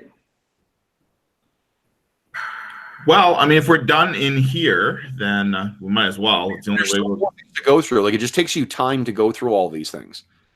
Like, you can picture that this is like, there's like hundreds of these containers in here, and you're sort of like grabbing one and like, is this? No. But this thing, is it? No. What about, I don't know, maybe this? Hey, Skurg, what is this? That's what's been going on for about 40 minutes right now. Yeah, I mean, at some point we'll need to get out of here. So I guess nothing is preventing. I mean, it's only one thing banging around out there right now. Do you want to take another 20 minutes and look for another two things? might as well. Yeah. Okay. Give me a two more. You know what? Let's say you take half an hour. Each of you roll a d6 for me. Oh, for fuck's sakes! No, low isn't bad necessarily in this. Okay, Skurg got a 1. Werbin got a 2. Badonk got a 1. All right. Well, you find 2 potions of Cure Light Wound, and you find another potion of ESP. So the total haul here, guys, is an antidote, a level 5 poison, a level 7 poison. Both of them are injury poisons. You find 2 potions of ESP and 2 potions of Cure Light Wound. If no one has any objections, Skurg would be interested in reverse engineering some of those potions. I think those potions might be above your. I mean, what you would be able to do. Oh, so they're above your level right now, but you're absolutely right. Like, you could just reverse and learn the formula by destroying one of those to save yourself. You're going to get 4 new formula at level 5. You could destroy that level 5 poison. Is that what you were intending? Yeah, or one of the ESP. I'm not sure what level that's at, but that's a potion, like a magical potion, not an alchemical potion. Oh, okay. I'll just take a look though. If there is a alchemical equivalent, I'll definitely add that as well. Cool. Okay, so then it leads. It's time. This time, you guys are the ones who are on the other side of the door when something is ready to attack. What preparations are you guys going to make to throw that door open and face whatever's on the other side? Well, I guess Werbin's actually will be opening the door. And cast a spell, which leaves, I guess I'll say, does Skurg and Badonk want to take the lead, or is Vax gonna jump up front? Skurg will head up there. He'll probably stand at the ready with his crossbow, though. Okay, so you get your crossbow ready. What about you, Badonk? What are you doing? Yeah, he'll just be ready in case there's anything. Okay. I don't know if he has anything special to prepare. So you get ready in your dog stance, and then Werbin, you cast your. What does it look like as you cast a warp magic or warp wood? There's a blue haze, and sort of like little electric sparks come out and sort of zap the wood, and wherever it zapped the wood sort of warps out of shape, and it sort of spreads slowly throughout the area. Okay. So it swaps, and then the warp burps back, and that provides sufficient space for this thing to gain entrance. Ta-da. And what it is a tiny creature this big, a long proboscis on the end that Badonk immediately smooshes as soon as it comes in. It was one stirge that I rolled for your encounter. So, Badonk, you hit this thing, and you all realize, like, if there was a pack of these things, it would be bad. One of them is just it's a swarm that got lost somewhere. All right. Today has been an eventful exploration, guys. My goodness. Okay, I rolled for encounters on the way out. I'm just going to zoom out so we can take in the progress that you guys have made here. Because basically, the areas 60, 62, 65, 79, and then this area here, Q4. That's all what you guys have uncovered in tonight's explorations. Wow. You've also Need made to run. a bundle of loot. Now, the trip through the Barrowmaze, describe for me what's going through your mind as you're making your way towards the exit. Am I correct in thinking that this is kind of like, you know, when like you're leaving a basement and you turn the last lights off and you're running from the darkness up into the light, and there's that completely irrational part of your brain that thinks that something might be behind you, makes you move a little faster? Is that the mindset for you guys as you're getting closer to that tripod to get out of here? I think for Skurg, it's less fear, but more anticipation of getting back to the foul pheasant and the tavern. You have priorities. I love it. Brothel. God, I miss the brothel. So you guys successfully navigate the hallways of the Barrowmaze and are able to extricate yourself and your new dwarven ally without incident. You make it back into the mounds. And I'm going to bank one encounter for next time. I got to remember to save these banked ones because I keep forgetting. Okay. And the trip through the Barrowmoor, the mountains is uneventful. The trip through the Barrowmoor is uneventful. You guys, once again, make it back safe to raid for riches another day. The divorcee, oh my God, he survived. Well, I gotta put his name down here because I'll forget. His name is Verdugo. that was unintentional. That really was. But you have Armed. You picked up a new henchman. So what Armed is a second level cleric. And you can hire him on as he'll take 15% of the loot, but you can have Armed as a henchman available for yourself. He's going to be grateful. Cool. So anytime you guys want to take him out with you, you can take him. I'll fill out between now and the next session. I'll fill out his character sheet because I think, is it this? Yeah, this Wednesday's is the next Barrowmaze. He'll be happy to go with any of you guys. So well done. Now That's awesome. let's talk. So the loot is pretty impressive from this time, guys. I mean, you got a bunch of money. You got those stones that are worth a pretty penny. You got 4 scrolls, and you got 1, 2, 3, 4, 5, 6, 7 potions. That is pretty. This is impressive, and particularly fucking good use of the skeleton key and warp wood. Oh yeah. That was genuine. 2 moments where I was like, I don't know how you're going to get out of this, but it's not my problem.